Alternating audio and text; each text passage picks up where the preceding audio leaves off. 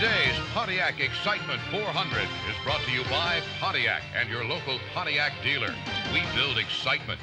Hello everyone, I'm Ken Squire and welcome to the Pontiac Excitement 400. 400 laps, 300 miles for 36 Winston Cup competitors vying for what potentially could be $600,000 today. But the story here are the temperatures. And no one can speak to that better than my Flatlander friend. He certainly is no Vermonter. Chris Economaki back with us. Well, it is cold. It's way below freezing. Overnight, the automotive chemicals used by the crews froze in the tubes and in the cans, but the effect of the cold is going to be the important thing. These radial tires take a long time to heat up. They're concerned the cars will be skittish and in some cases uncontrollable. A stiff wind is blowing across here, very stiff. The weather is going to have an important factor in today's race. Chris, do you ever remember it colder than this? Not even at an ice race. Barry Dotson, the crew chief for Rusty Wallace, was saying there's only one way to run this race, and that's to pretend you're a member of the Green Bay Packers. Let's go down to the STP Pit Center and join Dave Despain. Well, Ken, if it is cold today, it was gloomy yesterday for Dale Earnhardt. Just a week after his heartbreaking last lap loss in the Daytona 500, he suffered another big setback here at Richmond. Take a look at the remains of Earnhardt's car, which he crashed yesterday in the final practice session on the first lap. Yes, he was a victim of cold tires in that incident. Now, the crew rolled a Rockingham Super Speedway car off the transporter after taking a look at all of this damage and assessed what it would take them to convert that car into a short tracker. This is the mess from yesterday. The spare that was in the truck had never been run on a short track. They concluded, and we quote, "Get us 2 cases of beer and 6 pizzas, and we'll be ready by noon tomorrow." They worked into the night. They were back at the crack of dawn today. They did their work in the warmth of the Goodyear garage, which is run by Huggins Tire Company. That's the NASCAR tire distributor. As a result, that car, which has been fixed and is on the pit road grid right now, carries a little 200-mile-an-hour tape sticker on the back that says Huggins Garage Special. Remember, 1987, Dale Earnhardt crashed in practice, took his car to a frame shop, fixed it, came back, started last, and won the race. A healthy Dale Earnhardt is a thing to be feared. A wounded Dale Earnhardt is awesome indeed. Let's find out the outlook for the man who will come from the back of the pack. He's on the grid now with one of our 2 pit reporters today. Let's go to Steve Burns. Thank you very much, Dave. Dale Earnhardt has been in this position before. Dale, you started in the back in 1987 and came back to win. Will you have to let this car settle down a bit, or will you go right to the front? Well, I don't know. We just had to see what the car is going to do. You know, it's a front steer car. I've tested it at Charlotte. I've never driven on a racetrack like Richmond, so we just sort of guessed at some springs and stuff and set it up, and Kurt and them did a good job last night and this morning. They just give it our best shot. I just hate what happened. We tore the car up, and you know, we just knocked ourselves out of a good run, I know, and hopefully we can come back and do it with this. And we crashed here one time and won the race with the same car, so maybe we can do it with a backup car. Does that give you any more confidence, Dale? I always got confidence in this team to, you know, put the car together right and everything. If we got the chassis anywhere close to where we can do some adjustments in the pits, we'll be good. Thank you, Dale. Stay warm. Joining us now, our distinguished colleague, Charlie Harville. All 36 drivers are eligible for the $50,000 or so first place money, but only one is eligible for the $220,000 that goes to the pole winner if he wins this race. That's a Unocal Challenge. Ricky Rudd, have you figured yet how much money you can win here today? Well, Charlie, it's a heck of a lot of money. It looks like somewhere around close to $300,000 and then some. So I don't know. I think I'll give this calculator back to you. I don't want to worry about it. It might make me nervous. Well, there's an IRS man standing right over here who wants to use it right now. Will you try to stay in front from the very beginning? Well, we're just going to forget the money. We're going to race our race, and this Levi Garrett Exxon Chevrolet's run real fast in practice. We qualified on a pole, and we've got to run our own race. And if we can do that and have our car handle good all day, we've got a shot at winning. So. That's Ricky Rudd. Thanks very much, and good luck, Ricky. Back to Pit Control Center. The command to fire the engines has just been given as a calculating Ricky Rudd is ready to go from the point in the Rick Hendricks Chevrolet today. How cold is it? Well, our helicopter with our onboard camera equipment frozen up, and they're trying to unlimber that right now, Chris. You know, the crews are concerned about the adjustments they've made on the cars. Radiators have been taped up. Oil coolers have been taped up. They know when they finally get to warm and operating temperature, they don't know whether they've taped up too much. NASCAR won't let you untape things like that. And the crew chiefs are concerned about the crews themselves, their hands freezing, whether they'll drop things. Some are concerned that some crewmen might get hurt. That's what the cold is doing along pit road. It's warmed up to about 32 degrees as the engines get ready to go here today. And we'll be back for the start and the lineup on the Pontiac Excitement 400. We're with you live at Richmond, Virginia, waiting on the start of the Pontiac Excitement 400. It has warmed up to about 32 degrees here today. And the field shortly, they're giving them an extra length of time to get all these motors where they can actually race them, because right now those pistons and those rods are about as tender as a robin's wing as they try to get these cars ready to go. You see that the Earnhardt car is still in 4th position at this point, right behind the number 11, the red Budweiser car. There's the number 3, that's Earnhardt. He will go to the rear. NASCAR has a new policy this year. They put them in the position in which they qualified, and then when they come out on the preliminary laps, he will fall to the back, or anyone else that is needing to do so. Let's go back to the STP Pit Center. Here's Dave Despain. And we should explain, Ken, that we're nice and cozy and warm here in our pit center tent today. We have one of the best spots to cover the race and one of the best pieces of equipment with which to do that. It's our Timex Speed Track computer. We've programmed in the track length, which is 3/4 of a mile, 75/100ths of a mile. Punch up a lap, and when the lap is finished, the Speed Track will automatically calculate the speed. Quickest lap we've seen thus far here, 119.617 miles per hour. Put Ricky Rudd on the pole, gave him a shot at that $220,400 bonus. We'll keep track of fast laps all day long. The driver who turns the fastest lap in the race earns a Speed Track for every member of his pit crew. Now, this long warm-up period is something unusual because of the freezing temperatures here today. It did give us an opportunity now to let you hear from a few more drivers in the pregame show, and we're pleased to have that opportunity. Just moments ago, we talked with another man who will start way in the back. The back row consists of 10 national championships total among 2 drivers. 7 of those belong to Richard Petty. Let's go to Charlie Harbaugh. Richard, what kind of race will you run starting from the rear like this? Very cautious. I tell you, on a cold day like this, the way the tires get heated up and stuff, there'll be a bunch of framming and bamming, so I imagine I'll have to be really, really cautious to begin with. There is a driver with a history here at Richmond, and it's a good and bad history. 2 years ago, he feels he lost the Winston Cup Championship in a crash at this track, came back with a vengeance in 1989, and won both races here. That was critical to his winning the Winston Cup Championship. Steve Burns talked to Rusty Wallace. Rusty, as a defending champion of this race, are you confident with where you guys are right now in terms of preparation? Yeah, I'm confident with the preparation of the car. I just messed up qualifying. Just tried really not hard enough. I was being a little conservative qualifying. I was just a little too slow in the center of the corner. It cost me, but hopefully by pit stops and some hard driving and good brakes, I get back up to the front. The car's working good, though. Rusty, being from the Midwest, you're no stranger to cold weather, but have you ever raced in weather this cold? I don't think so. I mean, I've raced in a lot of cold weather, but it's pretty brisk down here. I mean, if it wasn't so windy, it'd be okay, but 32 degrees isn't real cold, but it's plenty cold enough for me right now, I'll tell you. Rusty, we know it will affect the guys in your pit crew somewhat. Will it be a factor for you? I think the only way it's going to affect them is that they got so many clothes on, they're going to be a little slow maneuvering around, and I hope they didn't go overkill on it. We'll see. That is Rusty Wallace, and he sounds reasonably comfortable and confident, looking for his 3rd straight win on this racetrack, and he hopes the first step toward his 2nd consecutive Winston Cup Championship. Now, the cars are still sitting on pit road. That is very unusual, and as they begin to roll out now, the key here is the weather. They've given lots of time to warm the engines. Now they will take extra pace laps before the green, and the purpose of that is to heat up the other key component today. It may prove to be the ultimately important component, and that is the tires. We're on radial tires today. They take a little longer to heat up. They don't stick until they're hot. That's what got Earnhardt in trouble yesterday. A lot of people are concerned about it here this afternoon. They may take as many as 5 warm-up laps here to get those tires up to temperature before they turn this field loose and head them on toward a green flag. Well, this is the Sunday after for the young man who carved his name in the Winston Cup stock car history books last week at Daytona International Speedway. But now it's just the first of the other 28 races this year. Let's hear from Derek Coe. Derek, what kind of race will you run on a cold day starting from the middle of the pack?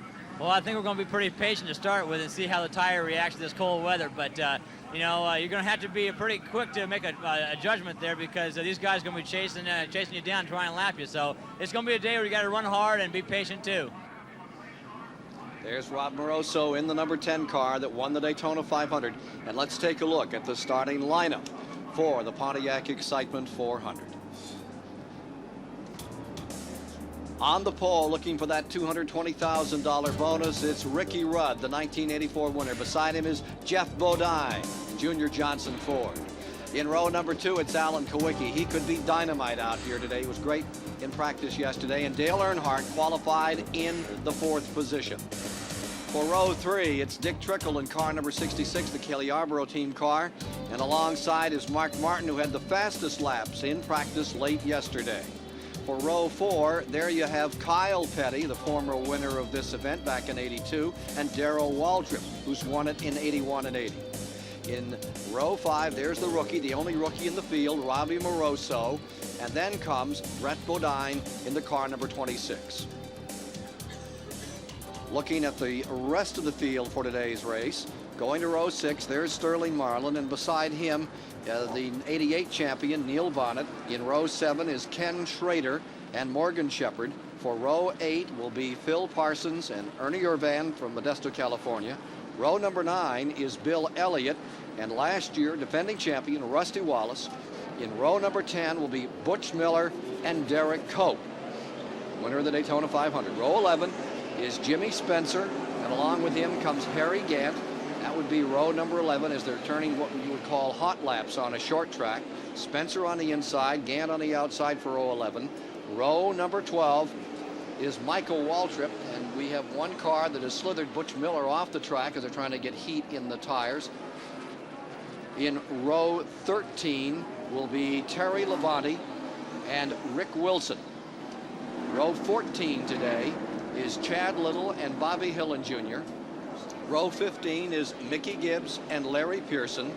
Row 16, Davey Allison, Jimmy Means. Row 17 is Bill Meacham, who is making his first start in Winston Cup racing from Charlotte, North Carolina, and Rick Mast. And finally, the provisional starters today are the folks that are previous winners here in 76 and 82, Dave Marcus, and of course Richard Petty, who has won this race on 6 previous occasions. One rookie in the field, 7 of, as we get ready to go, the race has been won from the pole 7 of the 29 times. 1 lap to green, and then they'll turn them loose here. The field is interesting. It's 18 states are represented, Ken. 6 from North Carolina, 4 from Alabama, 3 from Wisconsin and Tennessee, 2 each Virginia, New York, Missouri, Michigan, Washington, and Texas, and 1 each from Arkansas, Connecticut, California, Georgia, Pennsylvania, Kentucky, Florida, and 1 from South Carolina. For a sport that used to be concentrated in the southeastern quadrant, it spans the country now. Ready for a start. Here on WTVS, 36 stations coming down, live coverage of the Pontiac Excitement 400. Earnhardt in the back of the pack, and Butch Miller has fallen back after he slipped off this course. And it is letter perfect for ice skating. Let's see what it's going to be for racing this afternoon. As Ricky Rudd, Waddell Wilson prepared car, leads them down the line. They try to get a handle, get a grip, and they're away. They're tiptoeing now, Ken. Those tires are not really hot enough to get a good hold. And I think the issue is that when they come in and change tires, even if you go to scuffs, that's when it's going to get critical out here this afternoon. And that first tire change. These tires, these radials have a little heat in them. Here's Alan Kulwicki down on the inside, driving for second spot in number 7, and Bodine holds him off. 1 complete. They're getting up to speed now, and another couple of laps we can stop worrying about the tires. The reason we talk so much about the tires is because this is the first race on radial tires. The bias ply tires are much more forgiving than radials. Radials have a very stiff sidewall, and they say once a car starts to slide, you just can't pull out of it. It's going to spin, and that's what the concern. Whoops! There's Robbie Moroso in the main straightaway. Spinning, and everybody getting by. Oh, Rick Wilson spins down in the bottom of the racetrack. And Mike Alexander, Davey Allison, and Jimmy Means, but nobody really dinged anyone. It was just a sort of a dance, and that's exactly what we're talking about. The skittish cars, the tires are just not ready for racing yet. 2 laps complete. Now they combine a complete 3. Caution is out. Jimmy Means also caught up in that. No serious damage. Yellow is out. Let's take a look as to the why.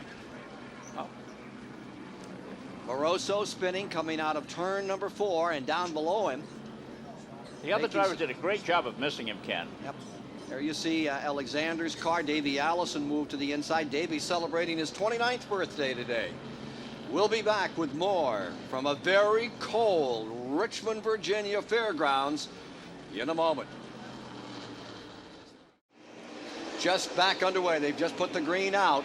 And here you see Ricky Rudd drawing away in his Chevrolet from 2 Fords running in 2nd and 3rd. Alan Kulwicki and Jeff Bodine. Behind them comes the number 6 car, Mark Martin, in another Ford running in 4th. Those Fords looked really strong in practice yesterday. The 7, 6, and 9 car of Elliott. And here's Earnhardt in the number 3, sweeping up through traffic, moving under Terry Labonte. He's closing up on Chad Little here. Earnhardt's really on the move. You mentioned the Fords up front. There's 10 of them in the race, 8 Pontiacs, 7 Chevrolets, 7 automobiles, and 4 Buicks make up the race field today. Earnhardt running from the rear of the field, cutting through. He wants to get back up with those leaders. Doesn't want to get trapped back here.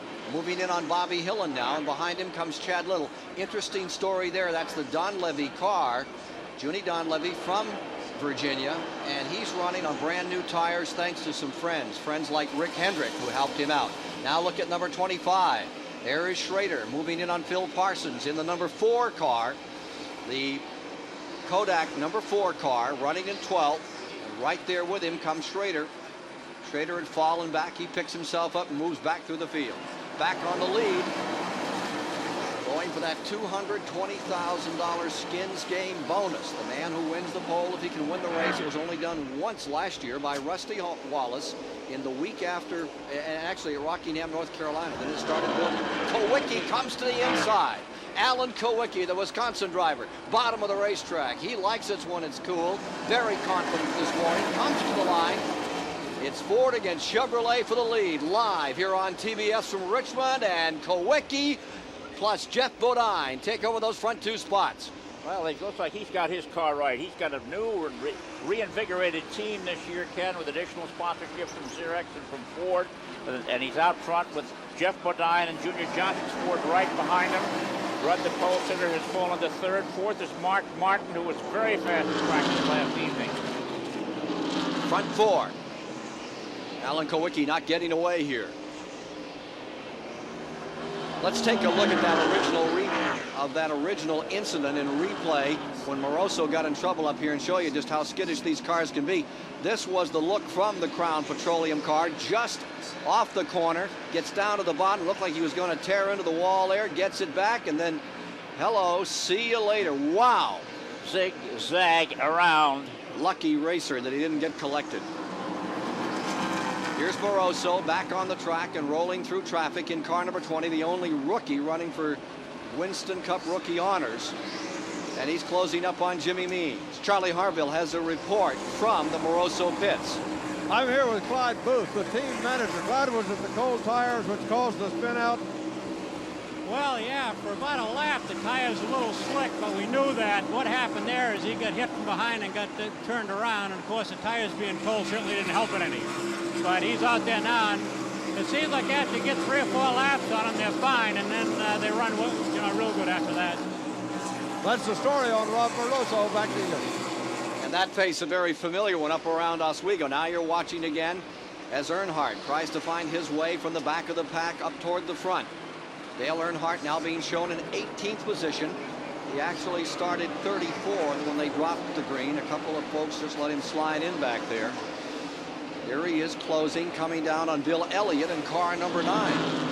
Moving in on Elliott is car number 3, Earnhardt, the man who dominated the Daytona 500 and ended up 3/4 of a mile shy. You know, this is remarkable that this car is performing this well, Ken, because it's the first time they've run a front steer car here.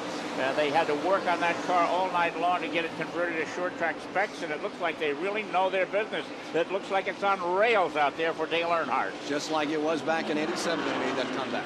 Here's the leader, Alan Kulwicki, who's run well. He's been on the pole here before. Alan Kulwicki into the main straightaway. This is the kind of track where he usually does very well. He's had a little trouble with restrictor plates on those big super speedways. Have a lot of those Ford competitors, but here he is out in front. And Jeff Bodine of the Junior Johnson car right there with him. Kulwicki very pumped up, very confident about today after the practice period late yesterday.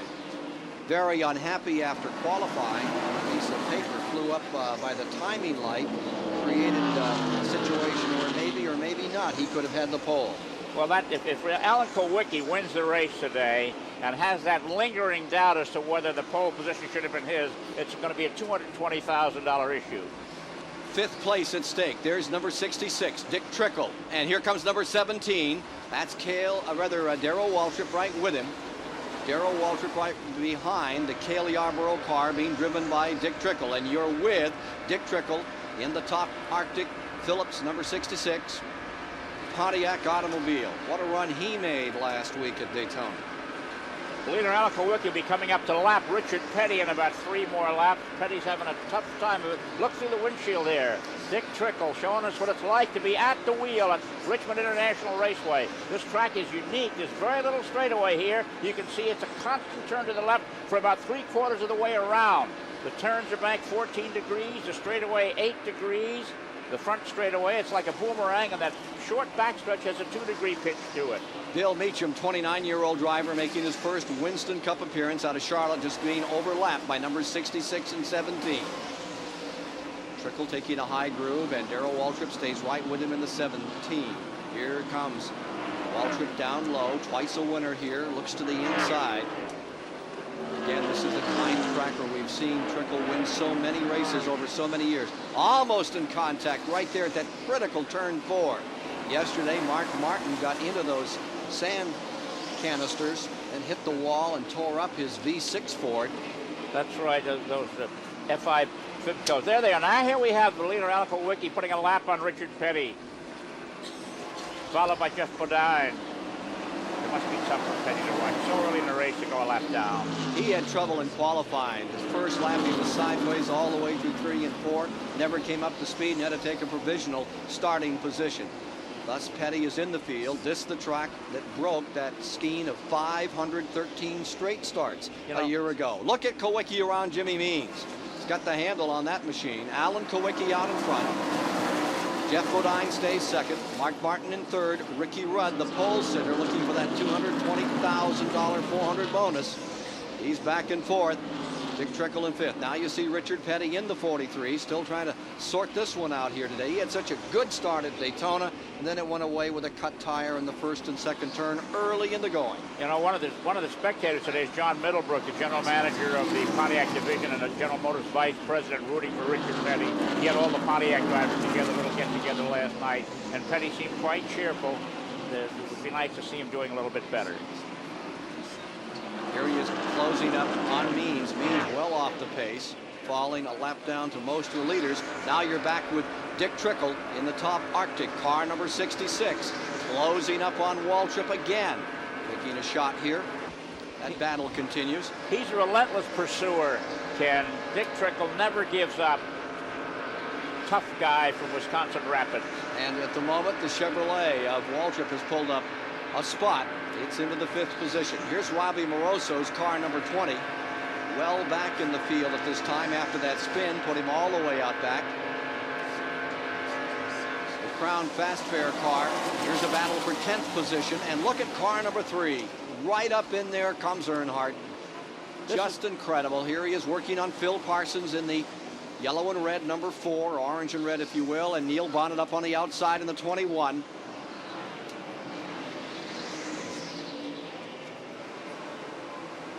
As we watch Earnhardt, you have to keep in mind that this is not just a driver, this is a team effort. Earnhardt went out yesterday and simply made a mistake. He had run the Grand National race on biased tires that don't need the warm-up time of the radials. He went out to practice his Winston Cup car on the radials, and he just got into the third turn too hot on that first lap and stuffed it into the wall. The team never, ever hesitates when Earnhardt makes a mistake like that. They jump in. They figure, hey, this guy wins us races. We're going to put a race car underneath him. And the job they've done in taking a super speedway car and converting it into a machine that can come from dead last in this field to contend for 10th this early in the event is a real tribute, not just to the driver, although he certainly is manhandling it beautifully, but to the whole team effort. These guys never worry about a mistake. They never look back. They're always headed for the front.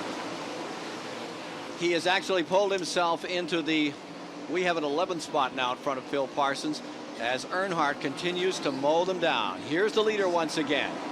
Lapping Meacham, car number 7, Alan Kulwicki commands the Pontiac Excitement 400 live on TBS. We're back with you live at the Pontiac Excitement 400 on a very cold but beautiful day in Richmond, Virginia, where Alan Kulwicki maintains the lead in car number 7 with 38 of the 400 laps complete, just one caution thus far.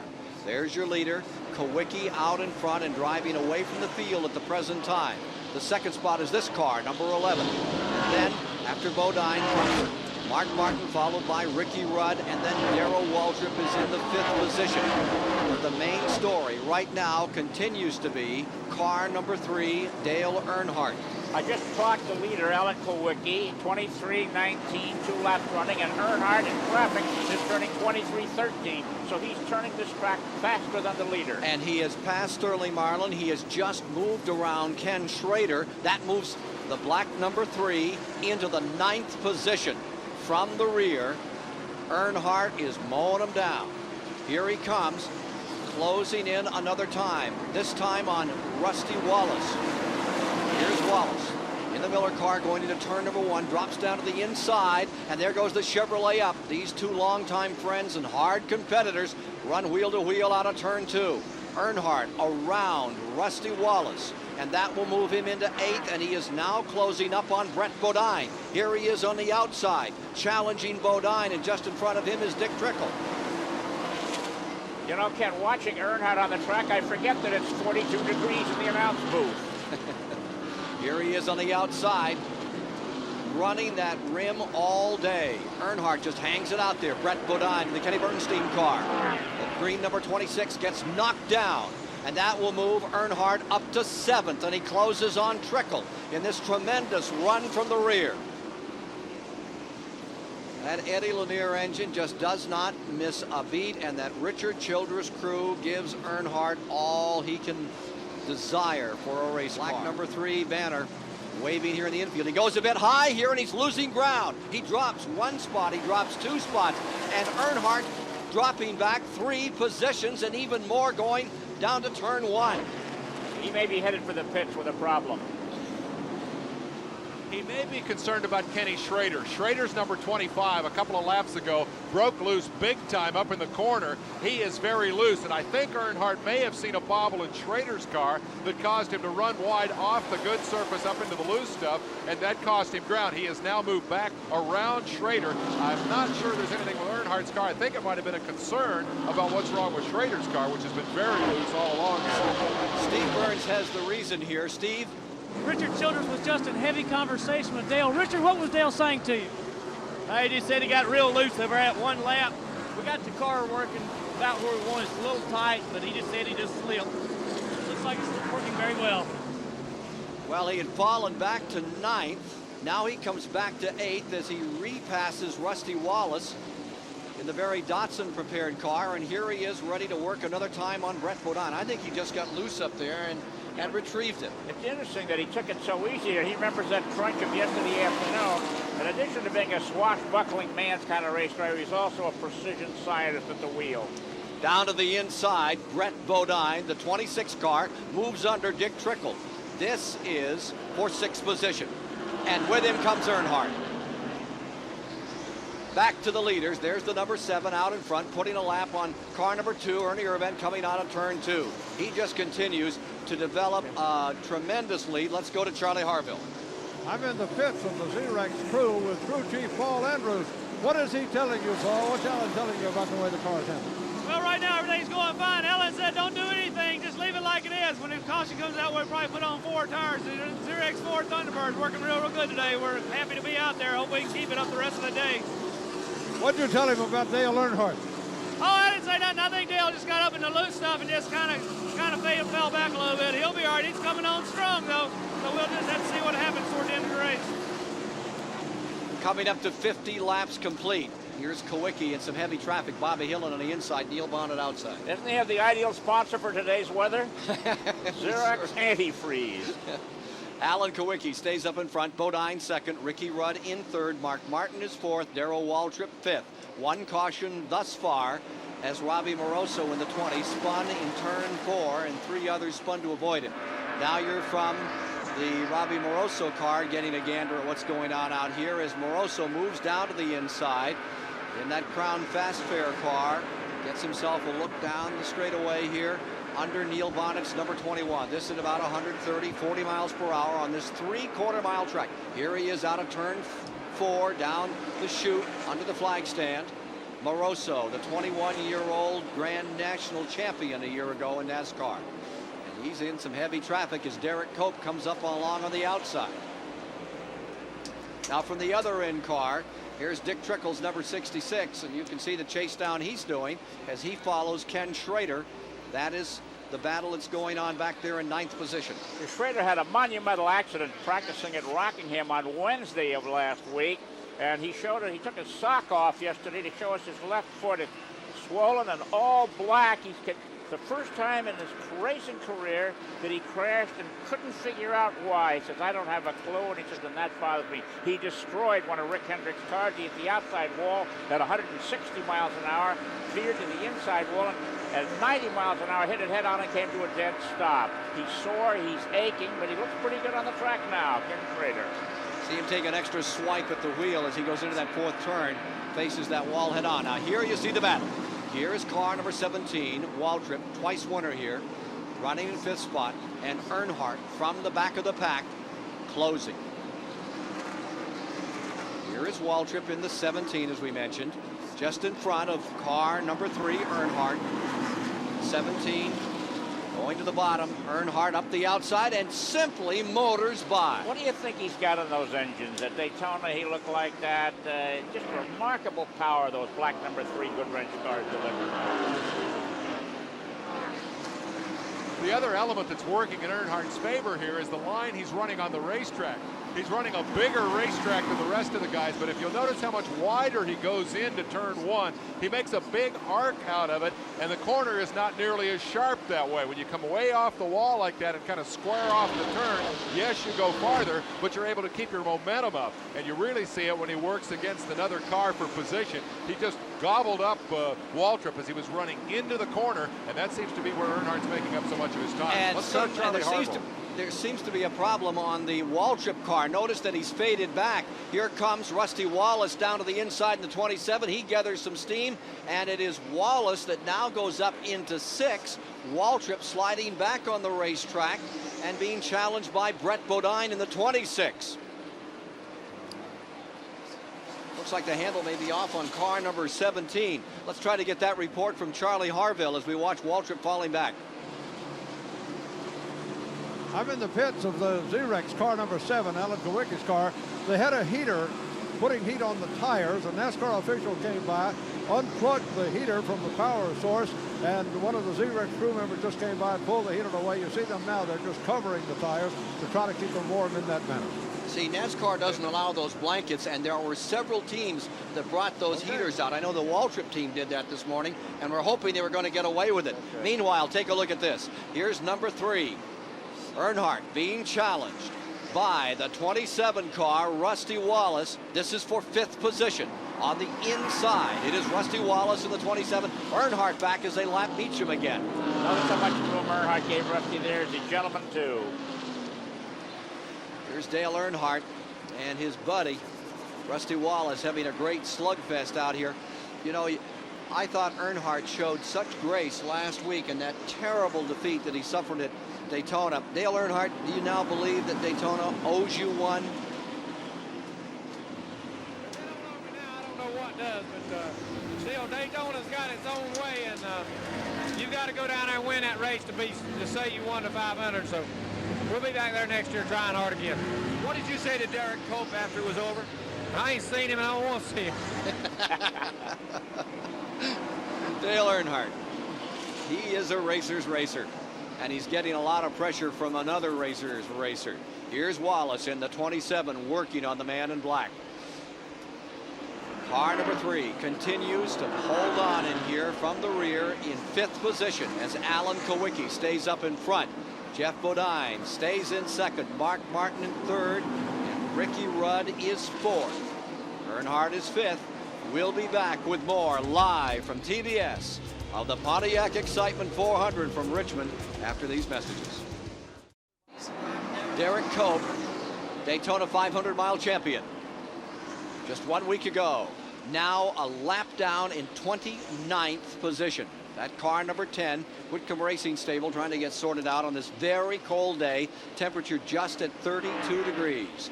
But the Buddy Parrott prepared car for Bob Whitcomb Racing just did an outstanding job 1 week ago. During our TBS races in 1990, the U.S. Air Force Reserve honors those who combine teamwork and dedication to stock car racing. Last week, it took that combination to win the 500. Presenting the U.S. Commander's Performance Award, Lieutenant Colonel Ron Hall of the U.S. Air Force Reserve. Thank you, Ken. I'm here today with Buddy Parrott of the Bob Whitcomb Racing Team. It's a pleasure again for me to be here on behalf of the Air Force Reserve and its Commanding General, Major General Roger P. Scheer, to present this beautiful Golden Falcon to this week's recipient of the Commander's Performance Award. The Commander's Performance Award this week recognizes the Bob Whitcomb Racing Team for their outstanding, stunning victory last week in the 500 at Daytona. I know Bob is extremely proud of this victory and proud of his crew chief, Buddy Parrott, and asked me today to present this award in the name of his team. Congratulations, Buddy, on a great win from the Air Force Reserve.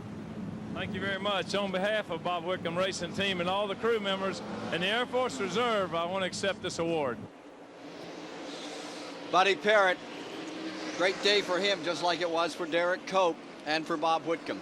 North Carolina, Spanaway, Washington, and the state of New Hampshire all represented in that race car. That's some team. Here's Alan Kulwicki out in front in car number 7.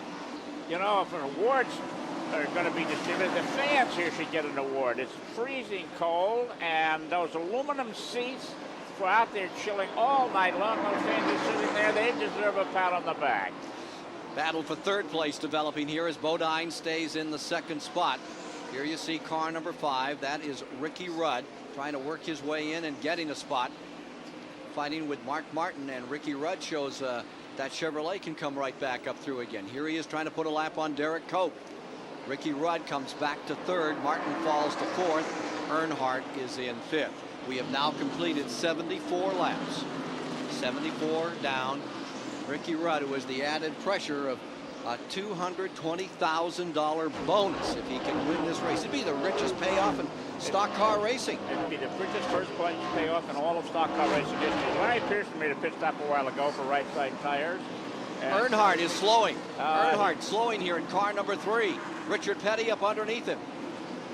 It's interesting, but the pit stops will be coming along in another 10 or 15 laps, I think, getting a test on it. They have the capability of going about 80 to 90 laps, but 75 laps are on the scoreboard now, and those tanks are starting to get low. And the tires probably flat. So we got a car coming apart on the back straightaway. Harry Gantz, number 33, running in 11th position, up in smoke. 2nd caution today, and came right when they needed to come in for tires. Boy, the pit lane is going to be a busy place next time around.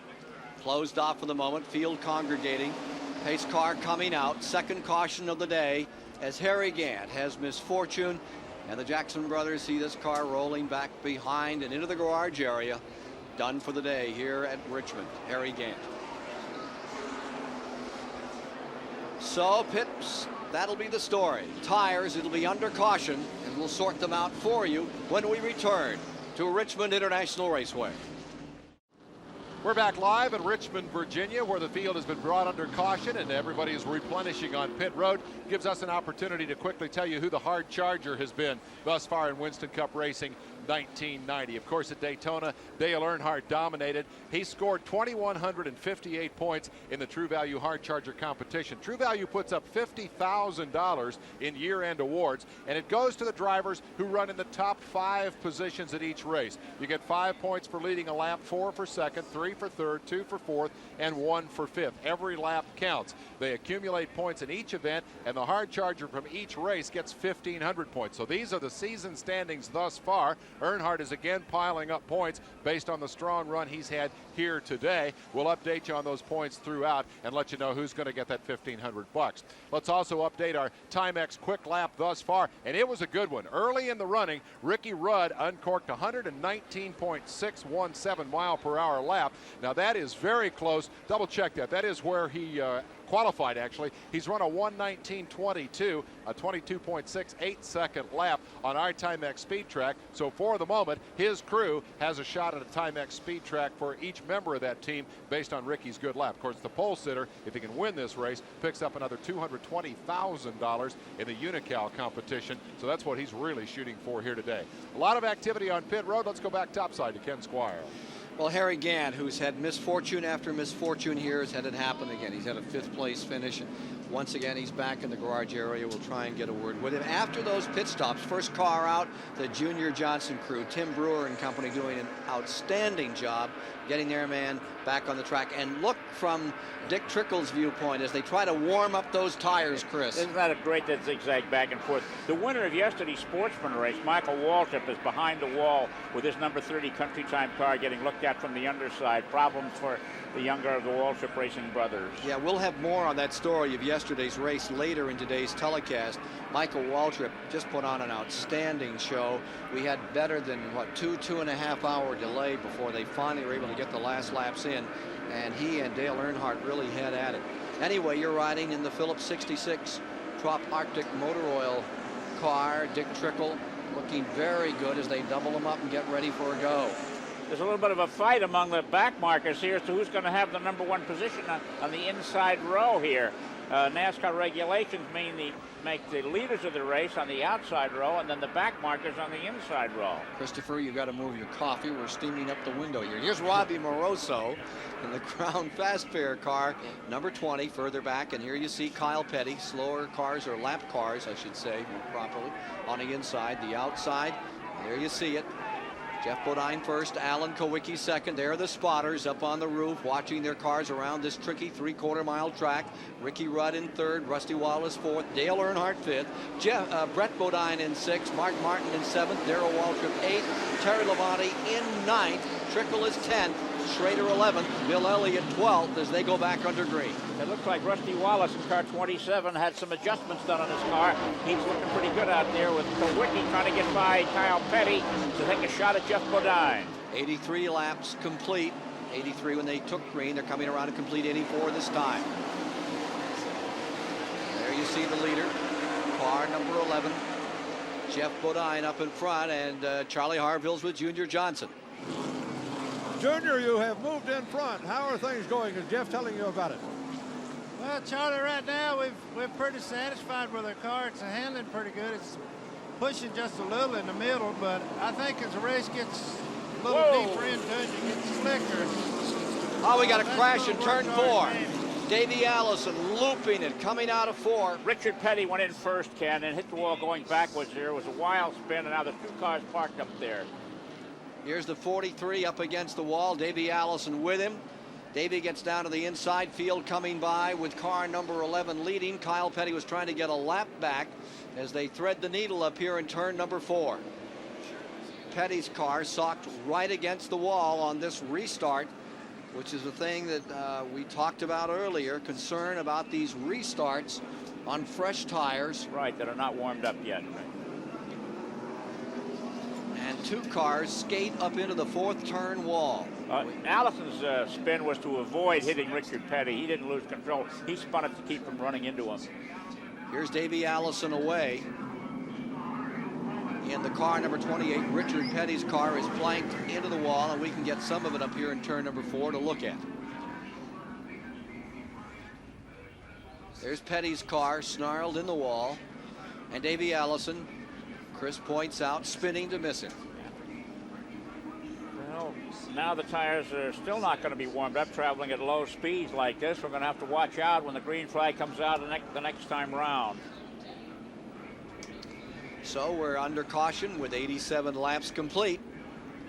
Safety crew coming out for Richard Petty and company in turn number 4. We'll be back with more on the story in just a moment. 89 laps have been completed. The good news is that Richard Petty is all right. He has walked away from this scrape in turn number 4. It took quite a while for him to climber out of the car, but he is all right. Davey Allison is on pit road. There you see Richard Petty out of the number 43, which has crashed in the turn 4 area of the Richmond International Raceway. Let's go to Dave Despain. Again, we're in the Goodyear Racing Update Center. There is motorsports activity elsewhere around America today, specifically the Camel GT sports cars moving through the streets of Miami today. They'll get underway with the second race of their season, and we want to take a look now at how they qualified yesterday. Now, it was a good news, bad news day for the Nissan team. The Nissans, specifically here, the former series champ Chip Robinson having problems in time trial, so the pressure fell to his teammate, and the reigning champ Jeff Brabham rose to the occasion, broke the track record, took the pole at 109.3 miles an hour in qualifying. Jaguar, again the rival today, Price Cobb and John Nielsen outside the front row in this Castrol Cat. Now, Drake Olson's Toyota is going to start third, 6 different makes in the top 7, and local hero Alberto Neon, scheduled to drive with the IndyCar champion Emerson Fittipaldi, will instead team with the series rookie of the year Bernard Jourdain, and that was a change that came about as a result of a sponsorship conflict. They'll be getting underway in Miami shortly, and we'll be back to green in just a couple of minutes. That's it for this Goodyear Racing Update. Thank you, David. Just about set to go with 91 laps now complete. Kyle Petty there, all that skirmishing to get up front on the restart. If he was able to pass Jeff Bodine, he would now have his lap back. It's why these drivers try so hard to get in front before a yellow flag comes out, because he's gone all the way around the track and tacked on the back of the line. The Petty car is still lodged against the wall in turn 4, and they're bringing out additional equipment with which to move it. Richard Petty, who had such great luck here in the 70s and late 60s and early 60s for that matter, a 6-time winner of this event, 13 times in all. He has scored Winston Cup victories at Richmond, won it in 71 and 72 and 73. The last time he won here was 1975 in the Pontiac Excitement 400. Sure turned around for him. I was here 25 years ago during a television show when the track was the dirt half-miler, and Junior Johnson, when I remember 1965. 65. I was just a kid. I sat home and watched you. Anyway, I remember that day because Junior Johnson was a lot slimmer than he is today, had a crew cut, and he won the race in a dusty day, and he took his goggles off for my winner's interview, and he reminded me of a raccoon. Everything was black except where the goggles were in his eyes. From an in-car camera, Chris, let's take a look at this incident with Richard Petty down here. Here we are in Dick Trickle's car.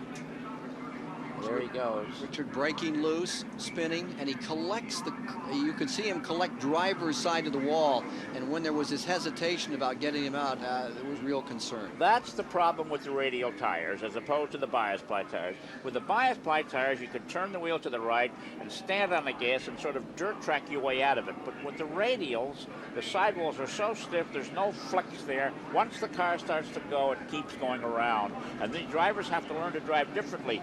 Richard Childress told me this morning the radial tires require 50% more braking than the bias ply tires do on this very same track. Twice as much braking.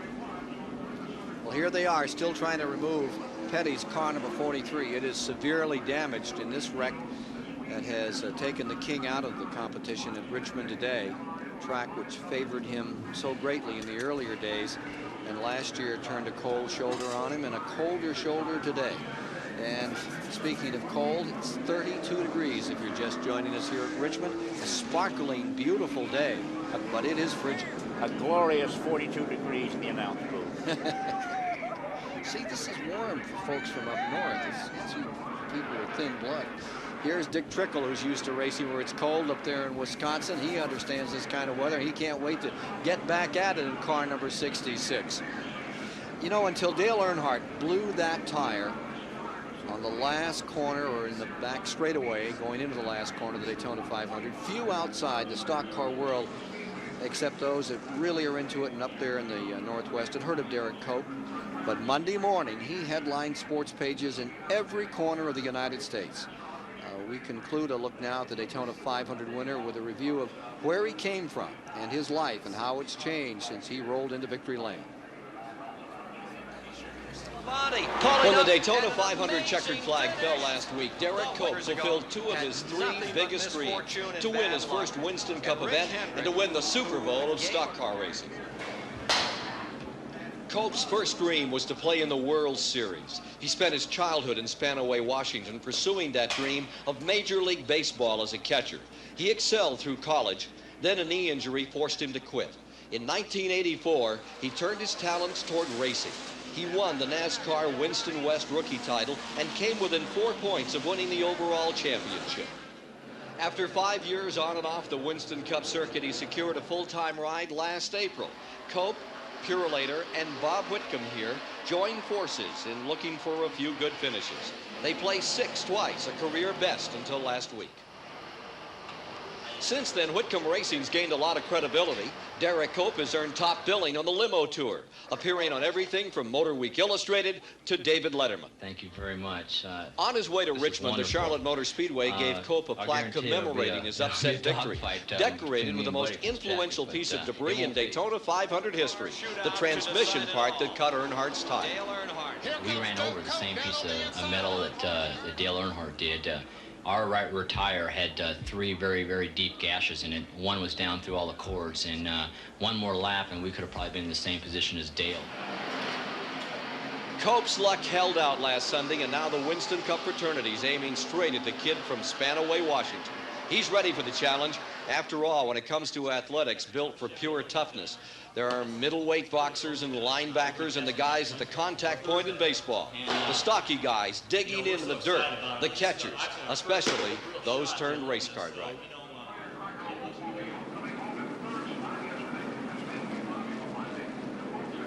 Car number 10, Derek Cope. Let's go quickly to the guy who's responsible for so much of the strength of Dale Earnhardt these days, Charlie Harville.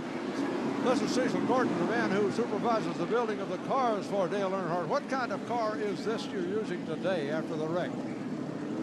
Well, Charlie, this car is a car that we've been hauling for a spare car. It's really a test car. We built it just to test with. And yesterday afternoon, we wiped out our primary car, which was a rear steer car, and the test car we've had on the truck was a front steer. So we had to totally set up different for the race and change our strategy a whole lot as far as how the car worked and what we thought it would take to make it work, but it looks like it's working real well. Let's go to Steve Burns at the other end of pit road. I'm with Robert Yates, the car owner for Davey Allison. Robert, you had the hood up on the car. What were you working on? What green flag?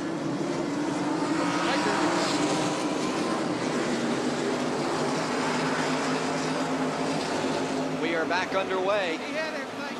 And here's car number 42 trying to get his lap back. 42, Kyle Petty getting a lap back to the back straightaway. As Jeff Bodine stays first, Alan Kulwicki stays in second, Ricky Rudd is third, Rusty Wallace is in fourth on the shakeout. 99 laps complete as they went back to green. Actually 98, 99 as they come across the stripe this time. Well, that's interesting to see a back marker get his lap back like this, and he's pulling away from Jeff Bodine. Just in front of the 11 is the car number 42 that is making up his lap. There you see him. And then number 11 is your leader. This is the Ford of Bodine. Alan Kulwicki next, and the Chevrolet of Ricky Rudd lies third. Rusty Wallace in the Pontiac is fourth. Dale Earnhardt Chevy is in fifth. Brett Bodine stays sixth. And Dale Earnhardt is moving to the top of the track, drawing a bead on Rusty Wallace. Get those tires back. Let's see what he can do with them as we take a look at the standings further back through the field. 1/4 of the distance covered here on WTVS as you watch Rusty Wallace, defending Winston Cup champion, battle with Dale Earnhardt back in the pack. Minus for fifth. They're trying to put a lap back on Kyle Petty. And down to the inside goes car number 5. There's Ricky Rudd making his move. That Chevy goes up underneath the Ford. Ricky Rudd And Alan Kulwicki at it for second spot. Back straightaway, about even. And they draw up side by side right behind them. Wallace on the inside. Look at this struggle. 4 cars battling in there for second position. Bodine drives away. That's some racing. Alan Kulwicki on the high side. Rusty Wallace down low. Now these guys, with the exception of Rudd, they used to do this on a pretty regular basis out there in the Midwest. Earnhardt used to go out there and run with Wallace and go up to Cayuga up in Canada and run like this in the ASA days. Now let's watch and see, Canada, whether they touch each other or not. This is really interesting racing. Car number 5, Rudd, has pulled up into second. Now it's for third. There goes Wallace down on the inside. That Pontiac dives right in there. Rusty Wallace and Alan Kulwicki wheel to wheel for turn 3. What Kulwicki needs to do now is get back on the inside. That's his groove, not out there. That's Earnhardt's groove, but Earnhardt's down low now, making it 3 wide on the straight. Here they come down for turn number 1, and the move is on. It's car number 3 down to the inside. Earnhardt pulling up through. Now he's going to shoot the gap. Dale Earnhardt in car number 3 is moving up 2 spots on that lap. Incredible. Dale Earnhardt getting around Kulwicki, getting around Wallace, and gets himself to 3rd spot. Well, he did it before. Here comes Wallace back on the inside. Rusty Wallace pours it on out of 2. Number 27 on the bottom of the screen. That's number 3, Earnhardt high. Here they are back in 3 and 4. And it's Wallace coming back up through in the Pontiac. And Alan Kulwicki, who was out front for so long, is way back in 5th place now. I think he's watching this one. He wants a good view. He's got one of the best seats in the house as a couple of masters go at it. This 3/4 mile banked asphalt. It's live on TBS as you watch Rusty Wallace, Winston Cup champion, closing in again now on Ricky Rudd and the leader, number 11, Bodine. Rudd wants that bonus. He's aiming for the lead inside of Bodine. Now outside. And look, here comes Wallace inside of Rusty, inside of Rudd. Rusty Wallace aims her down for turn 3. He goes up underneath the Chevrolet. Rusty Wallace, defending Winston Cup champion, now takes a shot at, no, he falls back again as he comes down the main straightaway as Ricky Rudd keeps the pressure on. This is for first place. Number 11, Bodine is your leader. Rusty Wallace is in second. Here comes Ricky Rudd. Here comes Earnhardt. 4 cars in a scrap for the lead. Lap 110, this time by. Here they are into the main straightaway. A Ford, a Pontiac, and 2 Chevrolets. And now the Chevy goes to second, or does it? The Pontiac, and Earnhardt moves his line from the outside to the inside to tuck underneath Rudd. And Wallace closes up on car number 11. This is what the fans paid those high ticket prices to see. Earnhardt down to the inside. He comes up through. Here comes Kulwicki back into it. Rusty Wallace, who's your main competition at Richmond. I have a lot of consideration for the other cars, but right now my main consideration and main thought is towards Dale Earnhardt. I want to beat him. I figure he's my main competition. He was here at the last race and the race before.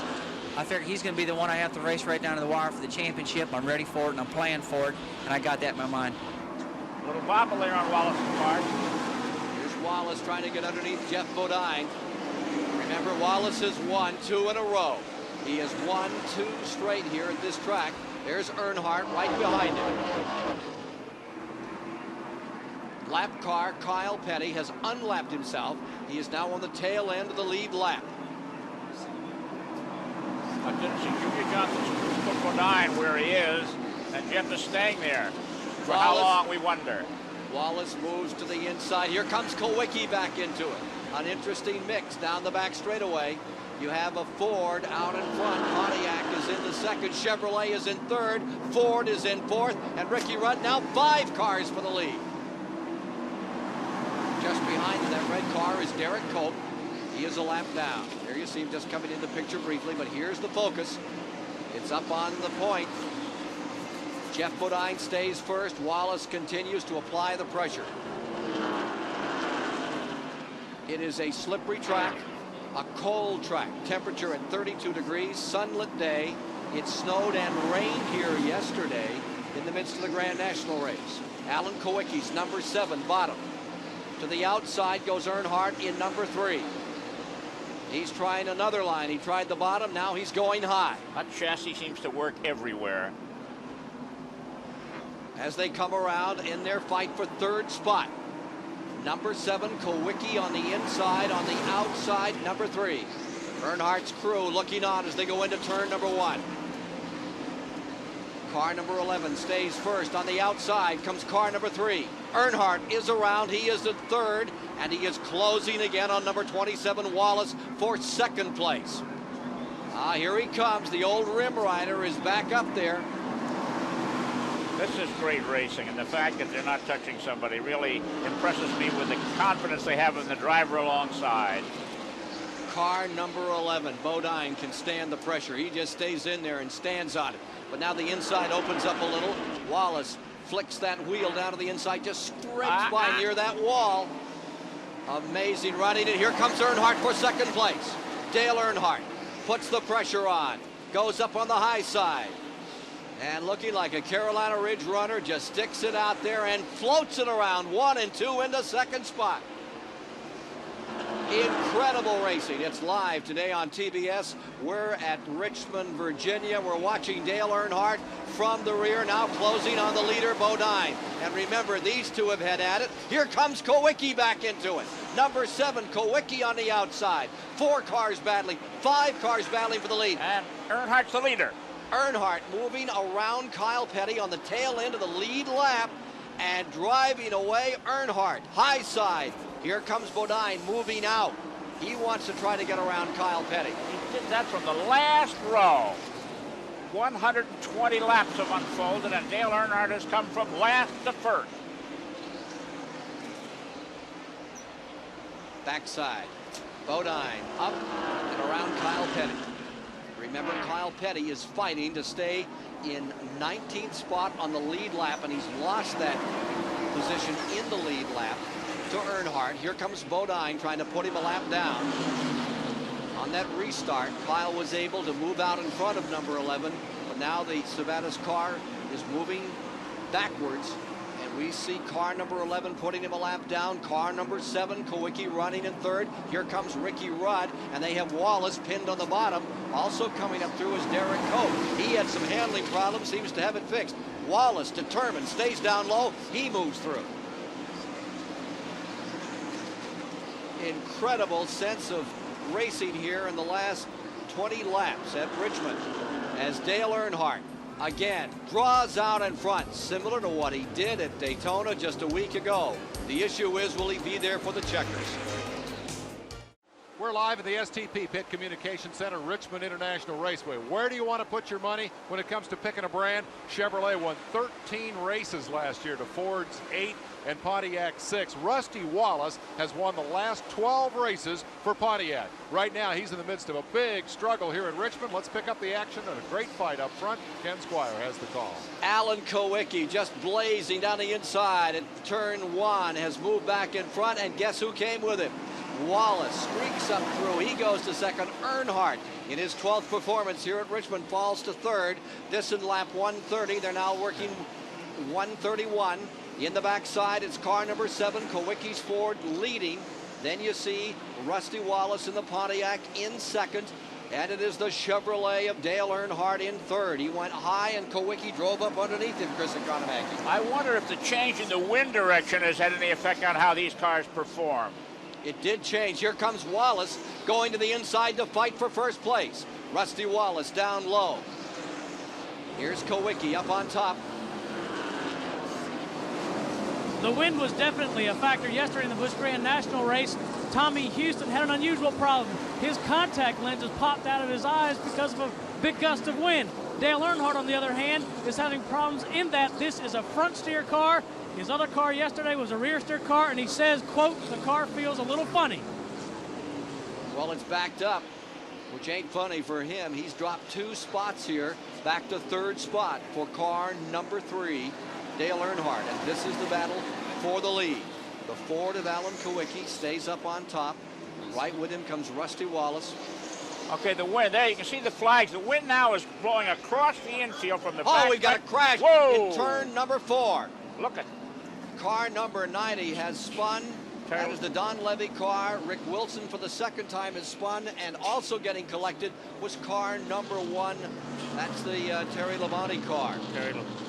Ernie Irvan and number 90 there, and Rick Wilson's second ding of the day. A tough break here. Coming off of turn 4 seems to be a tough spot today, Ken. Driver said before the race that turn 2 is the Achilles heel of this racetrack, but exiting turn 4 has been the trouble spot today. Here's Rick Wilson's car. Terry Labonte running in 14th position when this incident took place. Here's Rick Wilson back underway. His car looking battle scarred, and let's look at what happened. Oh, Just Labonte broke lost away. it. Labonte had to just go out from beneath him there. Goes all the way around and then collects the 90 car. I wonder if he had help from behind. Maybe we might be able to see it again. I don't believe. Let's look again if you care to. Looked to me like he was clear. Spins twice, and it was the second time around when he was in contact with the Ernie Irvan car.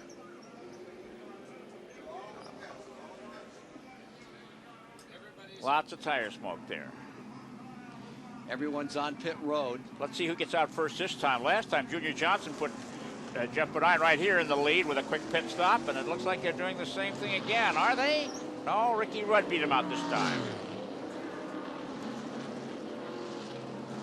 Here's the car number 1 that was in trouble. Let's go to Steve Byrne. Terry Labonte just taking off from the pits. The right rear has been damaged pretty badly. They're going to come back and try and tear some sheet metal away. It looks like it's rubbing on the right rear tire. I think he's getting out here to make up a lap, and they'll bring him back in to work on the Jackson car. Jackson brothers not having a good day. They lost Terry Gant early, and they had high hopes for this Oldsmobile with car number 1. Here he is in the back straightaway trying to get that one sorted out. Let's see if he pits again. He's staying out on the track for the moment in car number 1, Terry Labonte. Well, you know, Ken, we talk about stock car racing being a team sport and the pit crews being very important. Well, the pit crews have put Rusty Wallace in the lead right now. Safety crews working in the turn 4 area of Richmond International Raceway. We'll be back with more of the action. 137 complete in a moment.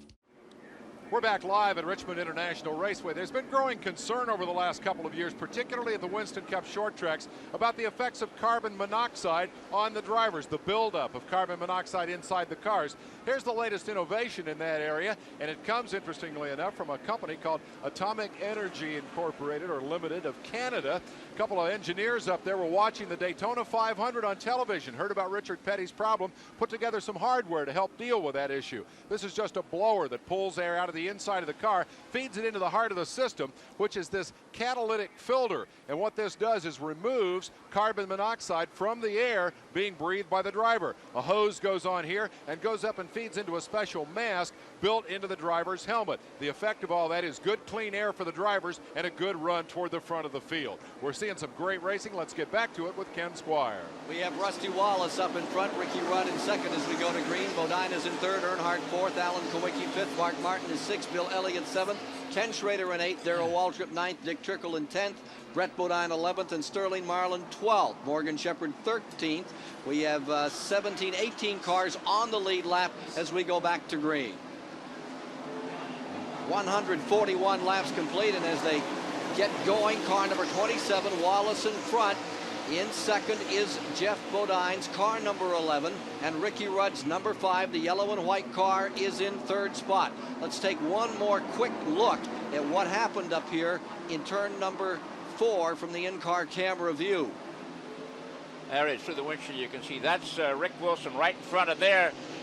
The visibility is rather poor right here. And I'd like to be able to say, look at that, but it's hard to do. Gets worse. Here. Got a spin down here. Car number 90 goes all the way around. There's no caution out. Chad Little back underway for a second time after a spin. Number 90, I think he's to find that Ernie Irvan. That's correct. Second time that is around. Ernie Irvan, and Rick Mast is in the number 2. Right. Here are the leaders. Wallace in front, Jeff Bodine in second, and Ricky Rudd in third. That's one thing we should made clear that that number 2 car today is Rick Mast. We're used to seeing Ernie in that machine. That's not the way it is today. Here's car number 27 out in front. You see now, Rusty Wallace, who could not pass for the lead, is able to hold it after his pit stop. And Ricky Rudd in the number 5 car moving up on the outside, trying to take Jeff Bodine, his former, that's Bodine's last year's car that Rudd is driving, car that won the pole here last year. Wallace going for 3 straight, and right behind him, here's Ricky Rudd working inside and outside on Bodine. Ricky Rudd in the yellow and white car, number 5, closes in on number 11, Bodine. The battle is for second position. Let's get this report from Steve Byrd. I asked Steve Byrd, Robbie Moroso's crew chief, if Robbie made a comment about that accident. He said, oh yeah. He said he was real close. As long as you're real close, but that's all. That counts.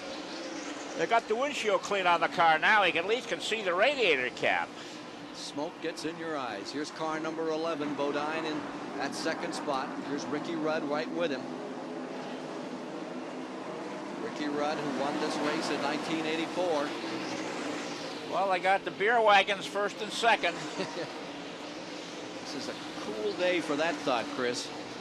Look at Rudd just touching the number 11 there for a moment. And Earnhardt is right there in 4th. Alan Kulwicki 5th. Martin in 6th. Rudd to the outside again as they come into the main straightaway. 149 complete this time. Alan Kulwicki seems to be falling a little bit behind. The leading quartet is pulling away from him. There's the battle for 5th. Alan Kulwicki is in 5th. Mark Martin is in 6th. And remember, as we pointed out earlier, yesterday, the talk was all about Mark Martin and how he seemed to be the quickest car out here. Ricky Rudd continues in that 3rd place in car number 5 as we watch this 5th place battle. He's in position to go for that 220,000. A long ways to go yet. That's Rudd that's in the 3rd position currently. This is 5th and 6th. Kulwicki, Martin. Just behind them lies Bill Elliott in the next position back. You're seeing a lap car in between them, Kyle Petty. Bill Elliott is in 7th, and then it's almost a half second to Ken Schrader in 8th. You're riding with car number 66, Dick Trickle, who is in 10th. Behind Schrader in 8th is Waltrip 9th. Then comes this car from whence we're getting these pictures. Dick Trickle out of Wisconsin Rapids trying to put a lap on the car number 19. And here we are back with car number 5. Ricky Rudd closes in on Jeff Bodine another time. Ford leading the Chevy.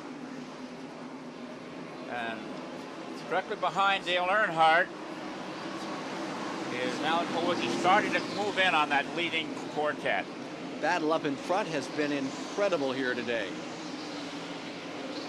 If you're just joining us, it's 32 degrees this afternoon in Richmond, Virginia. A little cool. As Barry Dotson said, it's football weather out here today.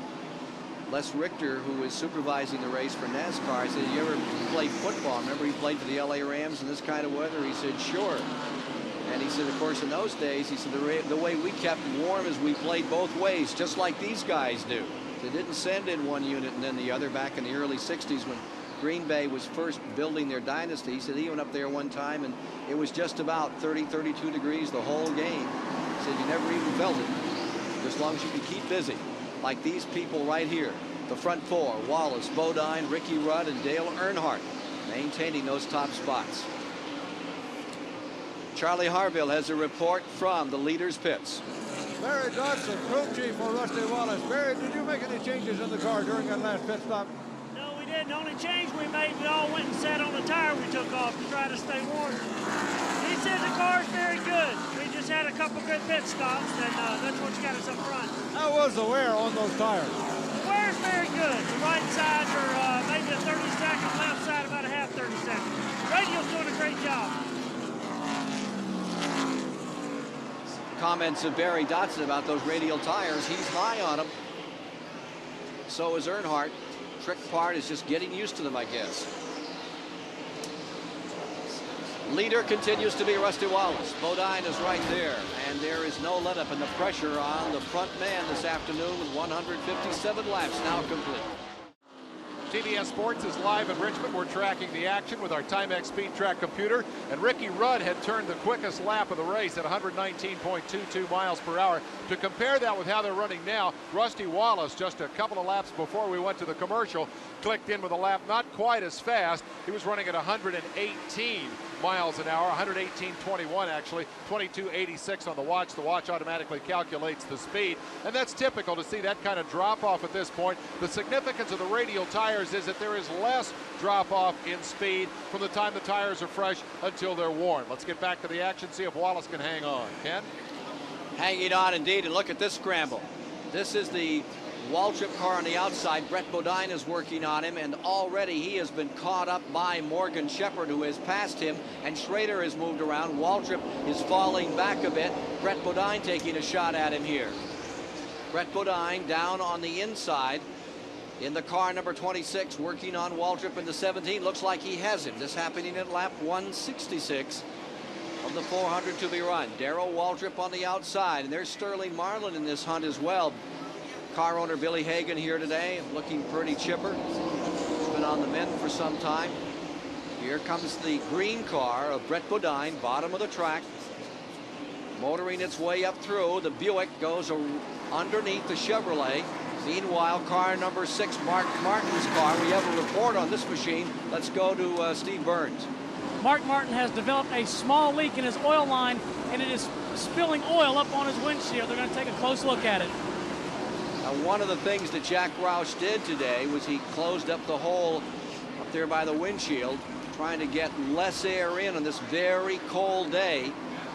Says that they're really worried about the detonation on these engines when caution is out. We have a piece of debris. I thought we saw something there for a moment, and indeed that is the case. Al Kulwicki has just suddenly found something. He passed Ricky Rudd and Dale Earnhardt to improve his position in the last couple of laps, and now the yellow flag has come out to slow him down. This at lap 168.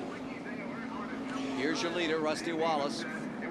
The Miller Pontiac stays up in front. As Chris says, the 2 beer wagons continue to lead the parade here today. Second spot is Jeff Bodine.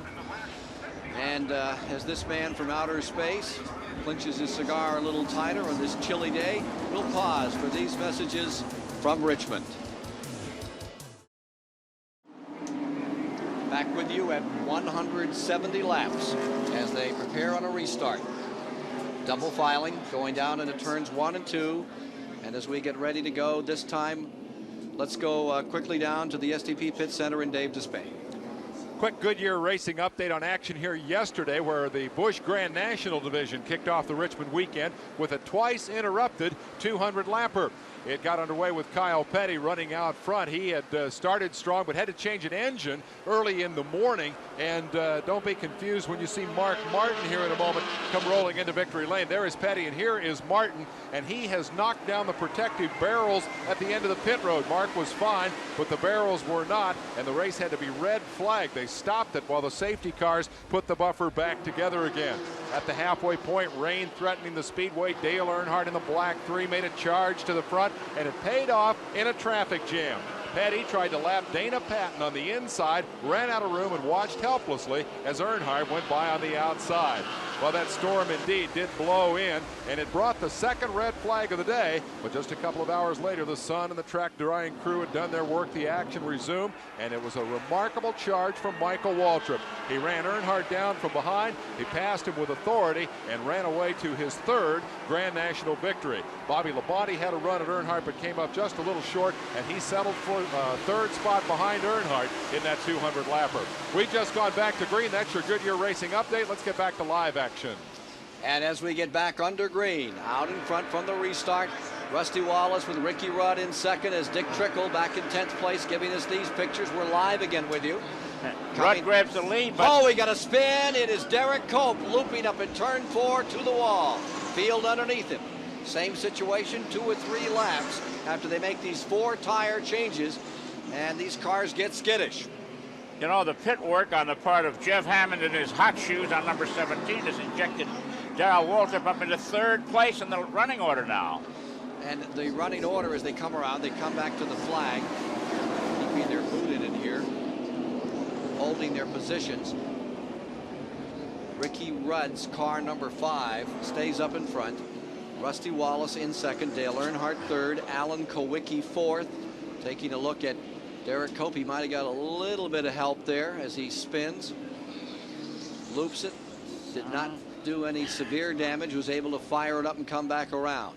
In the 5th spot was Waltrip as they were coming down. In 6, Ken Schrader. 7th, Jeff Bodine. 8th, Bill Elliott. 9th, Shepard. 10th, Mark Martin. 11th now, Trickle. 12th, Bodine. A lap, and they're going to turn them loose, and Jeff Bodine is pitting.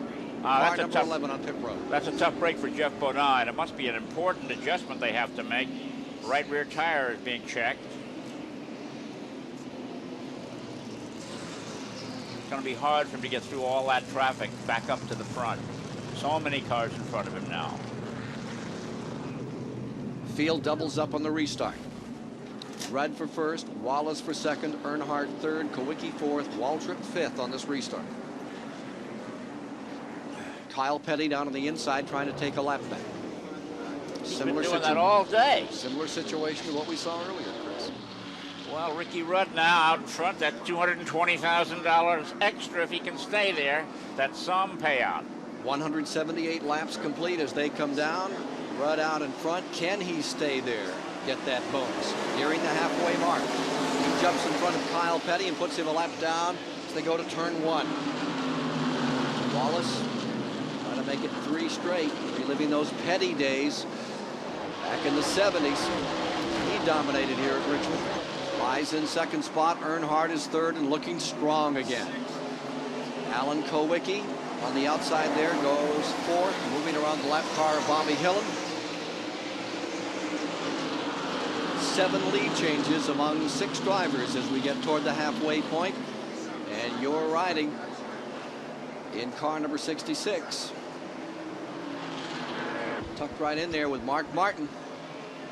That's 9th place, directly in front of Dick Trickle, who is running 10th again. He's moved back up a spot. And as they sort them out, here's the 7 car getting back around. Wallace fading back. Wallace dropping back in that gang fight that we have up in front. Ricky Rudd stays in first. And we've got another big battle developing further back. Here is Bill Elliott in the 9 car shooting up around Waltrip. This is for position.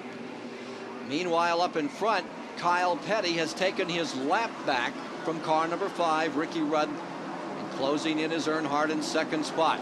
Twice Petty has done that so far today. Battle for the lead here, Chris. Down to the inside comes number 3, Earnhardt going back for first. The Hendrick Chevrolet on the outside, the Childress car on the inside. It's Chevy against Chevy out of turn 2 and into the back straightaway, and Kulwicki comes to third. Well, you know, if Kulwicki wanted to take lessons watching 2 greats go at it in front of him, he's got the great seats for it. Here you see Wallace in fourth. This is live this afternoon from Richmond, Virginia. Here's Kulwicki down low. And Ricky Rudd, it's a replay of earlier. Earnhardt, who had to start dead last as the race began today, had to bring in the extra horses after he had a terrible crash yesterday, the last practice. Look at this. Here, the lowest line out there is the Rusty Wallace machine in 4th place. He dove further down on the racetrack and did not pinch it. Now he bobbles a little in the 27. The black and gold car is Rusty Wallace closing in on Alan Kulwicki as they swap those positions up in front. Earnhardt is first. Car number 7 lies in second spot. You know, Ken, at the back end of the lineup, Jeff Bodine has passed 8 cars since the green flag came out on the restart. Remember, he made that pit stop for an inspection of the right rear tire? Apparently nothing was wrong with the car, and he's on the move again, but way in the back. Here you say Kulwicki in second. Kyle Petty has made the lap up. Rusty Wallace third. Then in that 4th position, going down to turn 1, Ricky Rudd. Led briefly, falls back in the Chevrolet. Maybe he's willing to wait back there. Now trying to put Kyle Petty a lap down once again. Here comes car number 3. Alan Kulwicki right behind. Dale Earnhardt trying hard to win that 40th Winston Cup race. Goes back out in front. 187 laps are now complete. Second place man is car number 7, Kulwicki. And here's Rusty Wallace running 3rd.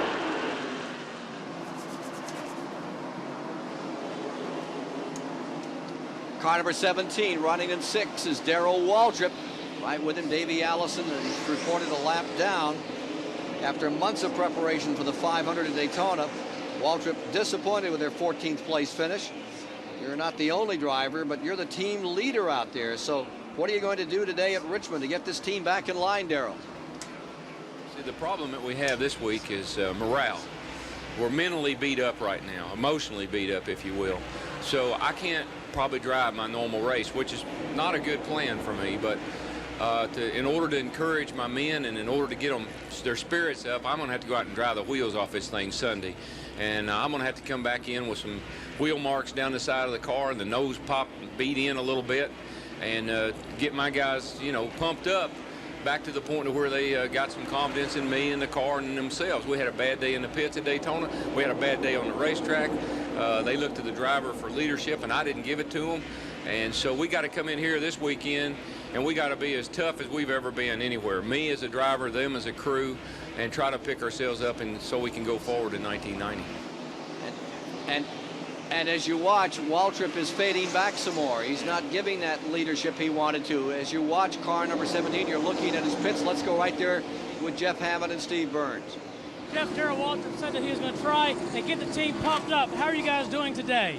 Right now we're struggling a little bit. We came in earlier, we're going to just change 2 tires, see if we can get the car up a little closer to the front. But right now the right side tires are not working very good with the lefts on the car. The car's really bad loose. So we need to get a caution flag again, see if we can get back in and get back on track like we were a little earlier. So Darrell Waltrip fading back here again, and they've got to make a tire change to get this one rectified. Meanwhile, up in front, as Dale Earnhardt continues to lead, battle developing for second place. This is Alan Kulwicki in the 7th, and he is working over Rusty Wallace real strong. They lean on each other a little here, Chris. That's great racing. A couple of Midwesterners going at it tooth and nail, ASA graduates.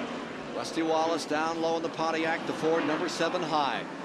At lap 193, 7 away from halfway. At the Pontiac Excitement 400, here's Wallace taking a look to the inside now. Ricky Rudd lies 4th. Morgan Shepherd has come to 5th. Mark Martin is in 6th. Schrader is in 7th. Dick Trickle has moved up to 8th. And Sterling Marlin to 9th. Bill Elliott has come to 10th.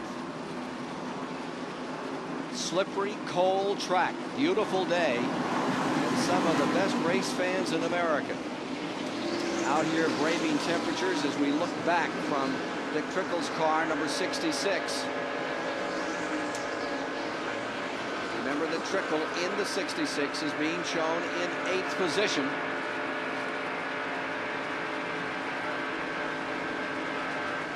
Kenny Schrader right there with him. They've turned a few laps together over the years. And up in front of him is Mark Martin. Meanwhile, Dale Earnhardt's got a clear track out in front. Trickle fight this car, and as Ken Schrader was pointing out yesterday, this is all corner. There's the 15 car going a little high, and here comes that 66 car moving under it. This is the battle for 5th.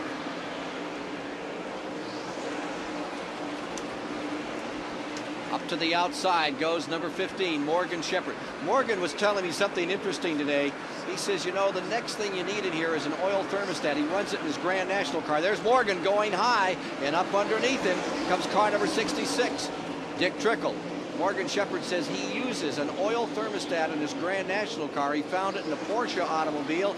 He says he thinks that Bud Moore, if it gets this cold again, will use a similar piece of equipment on his Winston Cup car. He says the oil stays right at 212 degrees, right where they want it all the time, Chris. Here is Trickle in the 66. Up into 6. Mark Martin is now the man he's looking for. Martin's Ford. The Roush car is running in 5th position. Jack Roush has got a lot of time and investment put into that number 6 car. It was the fastest in practice last night, but he's got a wonder fix after yesterday's Sportsman race. Knocked down those barriers entering pit road. Mark Martin has been on a extreme fitness program as we hit the halfway mark on the track. And there Jeff Bodine in car number 11 is headed back to the pits again. Bodine coming in, unscheduled stop at the halfway point on car number 11 for Bodine. Here he is rolling down into the Junior Johnson pits. He isn't moving too actively here. He's just kind of creeping in. Wonder what the situation is on number 11. Bodine had been fading back a bit. He brings the car to a halt. Not too much activity there. Looks like it may be over on car number 11, Jeff Bodine, who really gave it a shot here and gave us some great racing in the early going. No worries to see that. In the meantime, Alan Kulwicki is pulling up on Dale Earnhardt, cutting that interval from the better part of a second down to less than half second. That's for second place. Berlin, Pennsylvania. They're out here. A lot of Pennsylvania fans today. I'm simply amazed at the enthusiasm of this crowd who've been in here since early this morning. And they're keeping warm by applauding these drivers around this very tricky, slippery track. We hear about all the snow up in Pennsylvania, Ken. Look at this fight going on for second spot. Here comes Kulwicki back into it as they lap Jimmy Means. Fight is on. Let me put that correctly here. That is for the point. That is for the lead. That is for the lead. And down to the inside goes Kulwicki, and he's going to take first spot. Alan Kulwicki goes up in front, and Earnhardt comes right back again. You know, Ken, I've been watching this going on here. The leader gets out and gets going, and the next thing you know, somebody passes them. I think these radio tires, after they get to a certain temperature, they lose a little bit of their efficacy, and they have to slow down for a while. Their efficacy? Their efficacy. Does that mean they don't stick so good? That means that you got it. Rusty Wallace closes in. He's going for second spot. He's making it down the back straightaway as Alan Kulwicki goes out in front. And we're back live in Richmond, Virginia, where the great Richmond freeze-out of 1990 is half over. We've passed the midway mark. Let's take a look at our Goodyear mid-race recap here. We've had 9 lead changes in the event among 6 different drivers, running a pretty good 95.5 miles an hour here, given the conditions that they're running under. 6 cautions for a total of 33 laps. We have 3 cars out of the race thus far. Take a look at those cars. Harry Gant retiring with an engine failure. Richard Petty crashed. And Bill Meacham, a rookie in the race, lost the rear end and has gone home. Keeping the tires under the cars on this cold and slick racetrack has been the big issue. Let's take a look at the most spectacular incident created by that situation thus far in the race here today. Here you see the field coming off turn 4. Terry Labonte loops it in front of the traffic and does a double spin. Looked like everybody would get through. Rick Wilson just caught the wall, spun, and a total of 4 cars were involved. We're going to get back to the live racing action here as we wrap up our Goodyear mid-race recap and go back to Ken Squire. Well, here you see Bill Elliott in the car number 9. He is battling with Sterling Marlin. This is for 9th position with 213 of 400 laps complete. Bill Elliott in his Ford. Sterling Marlin, the 94 car, Oldsmobile, lapping Jimmy Means another time. We have a total of 15 cars in the lead lap, and there is your leader, Alan Kulwicki, out in front. Alan had said we are going to try and turn all our 1989 negatives into positives, and they're making a pretty good effort in that direction here today as he fights his way back up through. He's retaken the lead a couple of times. 10 lead changes among 6 drivers. Kulwicki currently up in front. Rusty Wallace has found his way to second place, and Dale Earnhardt fallen back to third, as we have seen happen on 2 previous occasions in the event. Chris? Have you ever seen a race where the leading position seesawed so much as it has today? Remarkable. Ricky Rudd lies 4th. Mark Martin is in 5th. Dick Trickle is in 6th. Ken Schrader is in 7th. Morgan Shepherd is in 8th. Here's Dale. He is back to 3rd spot now for the Childress team. Ricky Rudd lies 4th. And if you're just joining us at the halfway point, Ricky Rudd has a bonus of over $220,000 if he can pull it off today. He won the pole for this Richmond race, and in that skins game, he's got a chance at the big bonus. down here, consistent speeds, approaching the speeds that they qualified at, Ken. Back in 27th position, 2 laps down with the Crown Petroleum car, the rookie Robbie Moroso fighting his way through the field and seeing it from the bottom end of this event. He qualified well for today's race, but was in a skirmish right off early. And after his 9th place starting spot, he's had to look up from under ever since. There's Kulwicki continuing to lead. And you can see a little ding in the back of the car, and now they're reporting there is some liquid flowing from beneath car number 7, and the NASCAR sponsors are watching it. On the right-hand side of that car, there's a nice wheel mark in the driver's door. Shows he's been in some push and shove situations. Bachelor of Science degree from the University of Wisconsin in engineering for the lad that's out in front. Fine driver, calculating guy. Daytona did not go his way. He just has problems with those restrictor plates. But this is his kind of racetrack, and he certainly is giving it a go as he moves in to lap more traffic and try to stay up in front in this hunt. Works on car number 19 here, the Chad Little car. Easily dispenses with him. Here he is working on Mickey Gibbs. Car number 7, Kulwicki, who had such a great start a year ago, was all the way up in the points, and then it slid back. And Alan said over the winter, he said, we need to build continuity with this team. He's put more specialists into this team. He brought in Ashley Page, North Carolinian, who's been working in IMSA prototype racing. Put him in as part of the team, and hopes that with Paul Andrews and Slick Poston, who's a really good gear and transmission specialist that he pulled out of Hendrick Motorsports, that those specialized ingredients will move him up in the standings, give him some more victories this year. What about the fluid story? Steve Burns, you down there in Alan Kulwicki's pits? Ken, I just talked with Paul Andrews, Alan Kulwicki's crew chief. He said they think it's water leaking, but Alan reports that the gauges are all fine, so they're going to keep on going. Keep on trucking. You know, Alan Kulwicki is about to put a lap on Darrell Waltrip. Waltrip just a few minutes ago was in 5th place. One little misadjustment on the car can send a driver right to the back, and now Darrell Waltrip's about to be lapped. And he's in 16th as Kulwicki zeroes in on him and gets him in his sights. Something really amiss on Waltrip. That's the 2nd straight week, and he was talking about building the morale of the team, Chris. This is the tough part for him. He wanted to run well here today. They made a lot of preparation. That's true. You know, this is the first race of the year with the unlimited engines. They have a lot more power under the hoods of the cars today than we saw a week ago at Daytona. And there he goes, 1 lap down. 226 complete as you watch Alan Kulwicki putting Darrell Waltrip a lap down.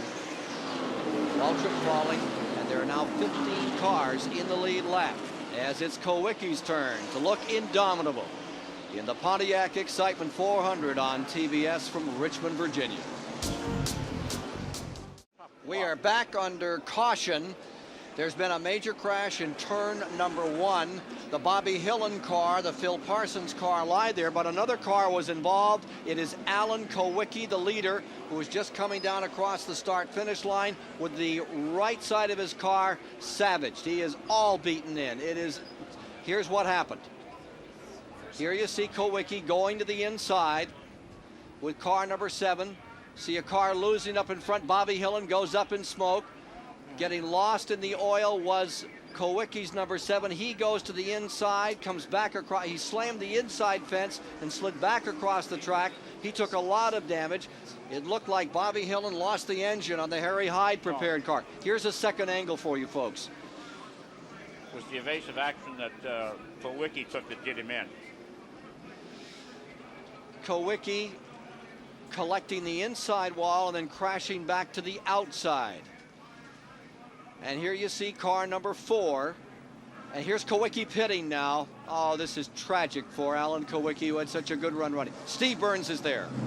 There's severe damage to the back of Alan Kulwicki's car. The back end is completely smashed in. There's sheet metal covering the left rear tire. They're going to try and pull all the sheet metal off of it. They're also on the right side. There's no gasoline leaking at this point. You know, at Daytona, this would be a killer damage, but here the aerodynamics are not as important as at Daytona. If they can get the wheels free of the fender work and not lose any time, perhaps he can still have a chance at winning. The car is so beaten up, it'll be a tough run for Alan Kulwicki from here. I mean, the handle is gone on that car, as you can see from the damage he sustained on the right side of the machine. Continue to work on his backside is all beaten in from where he collected the fence when he backed up the track. That's a tough one for Alan Kulwicki. He'll be in again to get rid of that air dam on the right-hand corner. Leading, if we get the opportunity, we had some pretty good camera work. We'll show you again what happened. Now there is the Bobby Hillin car, and you could see that it just erupted, and as it did, it really hit this wall a lick.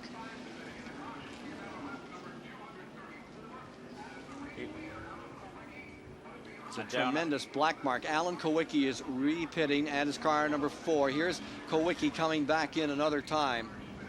It was a very, very hard. He's going back behind the wall. Leading in the event, fought his way up there. You could see him going through the lap traffic, and a car in front of him lost a motor. Chris? This is one less man Ricky Rudd has to worry about with the bonuses in his eyes. Well, there you see Alan Kulwicki. Here is the Labonte car. That had been having trouble and was slowing a couple of times. Finally has come in. It had run slowly once, come onto the pit road, gone back out, run another slow lap. It's in, as is the number 7, and that.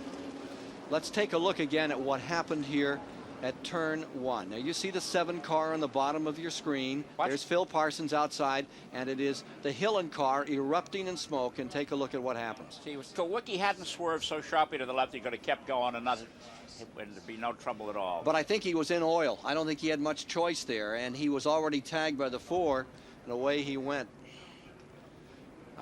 Truly a victim of circumstance, misfortune, Alan Kulwicki. There's the spinning car, the blown engine. Into the oil goes Phil Parsons. He grazes the wall, but Alan Kulwicki's hopes of winning here today, his second Winston Cup victory after that tremendous. They had a lot of special plans. They really thought they were going to win today. He and his pit crew had all kinds of special things for the crowd they had organized. Remember the backward lap he took at Phoenix? They were confident this morning when I talked to them, and now he's taking off the helmet. Job on that. Let's go to Steve Burns. Alan Kulwicki, you had the car hooked up so well. What happened? Somebody blew it.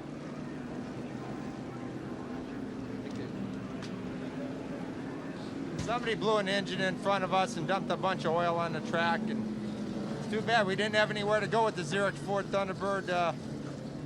I think this race was ours. I just can't believe this, man. We don't deserve this kind of stuff, but we're going to come back and run just as good next week and the week after that, and keep plugging away. We're going to win some races this year. That's just a real shame. A very upset Alan Kulwicki. Well, that will cost Alan Kulwicki some True Value Hard Charger points here today. He had moved into the lead in the point standings for the True Value Hard Charger Award. 5 points for leading a lap, 4 for second, and so on down.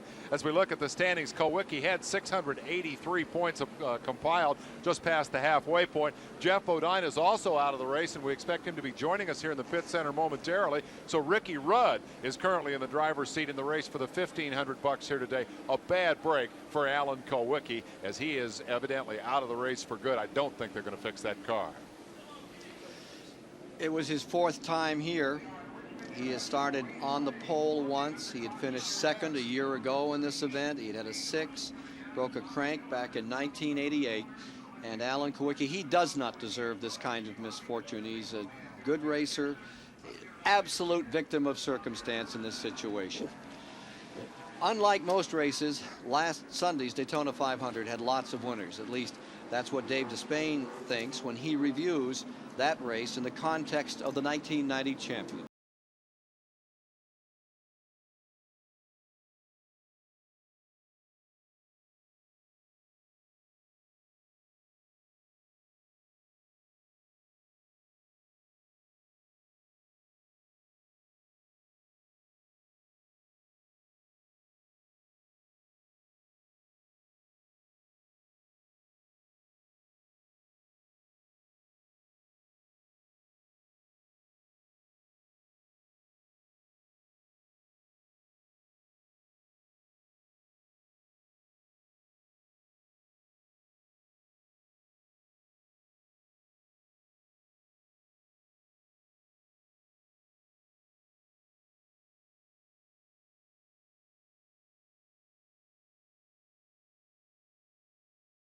who had a 7th place finish in that Daytona 500, now is shown as the leader here today after Alan Kulwicki's misfortune.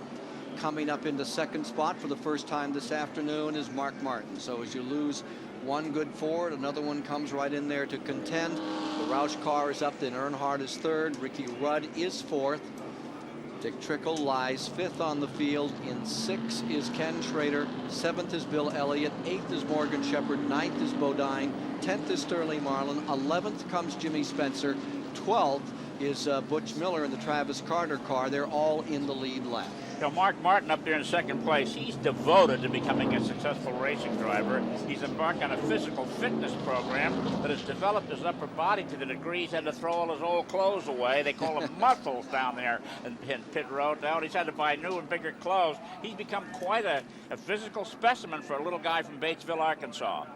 Here's Dick Trickle trying to get some heat into the tires. Just joining us, well, it's 32 degrees this afternoon in Richmond, Virginia. It's a beautiful day, but it is really cold, and it has created a situation where we've had 7 cautions thus far. This last one you can't blame on colder tires. We had a blown engine on Bobby Hillen's car. He really hit the wall hard. I understand he's okay. We'll try to get a word with him shortly. Hi, Jeff. I understand you're all through on the track and you're going to do some work for us today. I have a question for you, Jeff. What about these tires? We see so many guys go for the lead, get out there, and then the next thing you know, they fade a little bit. Is it the tires, or is it somebody else just beating them? Well, no, I think what it is, we were running pretty hard out there, if you didn't notice. Everyone wanted to get up front, and what we could do, you could overwork these tires. You could run them a little too hard. It's cool.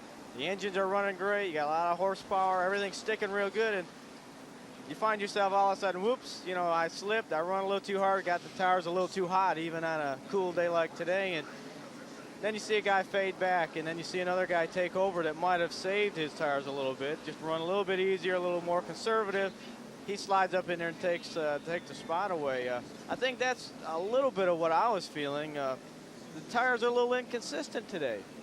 You know, the radios are great, and we don't see any problems out there like we thought we might see on restarts, spinning around, not getting warm enough to stick to the track. But the tires are just a little inconsistent. One set will be a little bit better.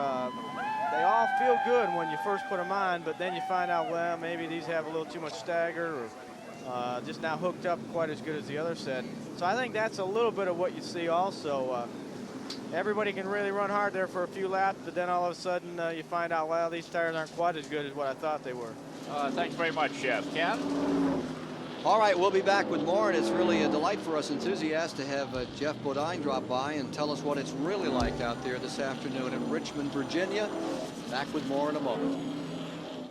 We're back with you live at Richmond, Virginia. 244 laps have now been completed of the 400 that will account for the Pontiac Excitement 400. With Chris Economaki, I'm Ken Squire, Dave Despain at the STP Pit Center, Charlie Harville and Steve Burns along pit road, and a guy who was out here mixing it up, Jeff Bodine, is going to join us for some time today. Mark Martin has worked his way up into 2nd spot with this car, number 6. Mark, you won last season. If the pressure back on to win again after that Rockingham a year ago? You got to remember, Ken, we've only run 3 races. 3 races since we won. It's been a long time. It's been several months, but we've only run 3 races. And let's go to Mark Martin's pits. Charlie Harville is there. I'm here with Steve Meal, the team manager. Steve, have you made any changes? How did you move into 2nd place? Other people's misfortune mostly. We brought a good car here last fall and started the race too early and got in a wreck. So we've been talking to Mark every 5 or 10 laps, slowing him down, telling him just to ease along and take what he can get. Now with 150, there's more laps to go here. We're just going to ride around and see what we got. I don't know if we can outrun him, but we're in pretty good shape. Dick Trickle's moved up to 5th place. He's got Kenny Schrader right behind him. The Southerners really aren't doing all that well today. And there you see the Goodwrench car, the number 3 car that is running in 3rd. And remember the 17 car, there's the 6 car in 2nd spot. Then Earnhardt is running in the 3rd position.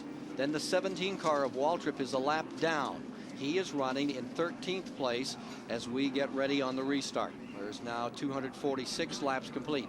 Behind the 17 car of Darrell Waltrip, there you have car number 5. That's Ricky Rudd. And Rudd is shown 4th in the race. Behind him comes 66, Dick Trickle. He is in 5th position on this restart. And then up next in the 6th position should be Ken Schrader's car, number 25. There he is. Schrader is in the lead lap in 6, followed by Bill Elliott, who is showing the best he has yet. That's the 9 car that is running in 7th position. Then in 8th is Morgan Shepherd. 9th is Brett Bodine. 10th, Sterling Marlin. 11th, Jimmy Spencer. 12th, Butch Miller. Those cars all in the lead lap. And we're giving you a further rundown from several laps back on the entire field for you fans that have folks that aren't in this running order. We've had an intense battle up in front. We've had this tragedy for Alan Kulwicki today as Bobby Hillen lost an engine down here in turn number 1. Bobby was having a pretty good time of it too. It's too bad to see the Snickers car out of it at this point. That was a new sponsor and a new team that had really come back together with Harry Hyde as crew chief. Car number 4 is back on pit road another time. That is Phil Parsons, the 3rd car involved in the altercation that took Alan Kulwicki out of this Pontiac Excitement 400. Here he is coming back out as the review concludes here as how they were running. Let's go back to Dave Despain with Jeff Bodine. And Jeff, I'd like to know as we go down there, what did happen to car number 11 today? Well, it's nice you guys asked. You know, I didn't just come in here to see Dave. Oh, I thought you just wanted to get some warm coffee. Looking for a daytime job. I'd rather be out there racing for sure. We think a camshaft broke, or the timing belt that runs the camshaft. The engine just quit running down the front straightaway. We looked at the rotor button. We thought, you know, these things have distributors with a little rotor button that turns around and fires the spark plugs, makes us run. And we took the cap off and looked at that little rotor button that wasn't moving when the engine was turning over. So I guess something in there broke. I want to know who you think is going to be strong today. Earnhardt coming from the back was very impressive. You've seen everybody run. You've been with the front runners. Who's going to win the race? Rusty looks awful strong. Ricky Rudd, my old ride, can run good for a while. But he seems to fade back some, but they might be able to make some adjustments to pick their car up. There's a lot of good cars out there. Mark Martin, we don't know, like Steve Kimmel said, we don't know what he's really has. I guess we'll see here in a little while. So there's still a lot of cars that could go up there and get Rusty. This $220,000 thing from Unocal has just gotten so outrageous. The amount of money hasn't been won in almost a year now. From a driver's viewpoint, can you really put that out of your mind and not think about it as Ricky said he was going to? I think it's out of Ricky's mind right now. I think he's just concentrating on what he has to do to get his car in front of whoever's in front of him. Believe me, it's a lot of work out here. Even though it's cool, I still worked up a little sweat out there a few times. We're getting ready to go back to green. Let's go back to Ken Squire. 250 laps as they'll get green again, and see Waltrip in car number 17. He's going to fight to try and get his lap back. Rusty Wallace deployed up in front. They're going to go for another lap under the yellow. Jimmy Spencer just had to fall out of line a little bit ago and go in and get that Heinz Ketchup car looked upon there. He's doing a good job for Pennsylvania fans. Got a lot of fans, as you said earlier, Ken, from the Keystone State here, and Jimmy is doing a superb job in his first full season on this circuit. Well, they were ready to come to green. They'll take one more lap, so it'll be 251 when we go for the green today. $458,000, the post reward, plus an extra $220,000 up if Rudd comes home first. He will start in 4th spot. Here you see Waltrip trying to get a little fire into those tires under car number 17 as he brings it out of the bleach box, gives it a little run there. Car number 27, Wallace. He'll be the leader. They'll pull up alongside each other for this start. You know, 36 cars took the green flag, and there's still 30 of them out there. And we're 5/8 of the way through the contest and had a lot of skirmishes, but very few are parked. Let's see if Waltrip can get his lap back. Wallace immediately asserts himself as they come to green, and he's the man that can do that. He thunders down through and just pushes that Pontiac back out in front. Doesn't want to take any chances with Darrell. Wants to keep him down if he possibly can. You get Waltrip back in the lead lap towards the end of these things, and he'll scorch you, as they'll tell you from experience in the Goodies 300 down at Daytona a few years ago. So we're away, and we're back under green. We've completed 7 caution periods, and this was the most serious of the day when Bobby Hillen blew in turn number 1, and Alan Kulwicki, the leader's car, was caught in the crash. Rusty Wallace is out in front, all of them just taking it easy, right on the edge of control as they try to get some heat back in these tires. This is where we've had trouble on 3 previous occasions after about 2 laps. Fading back is the 17 car. Notice Waltrip dropping back again.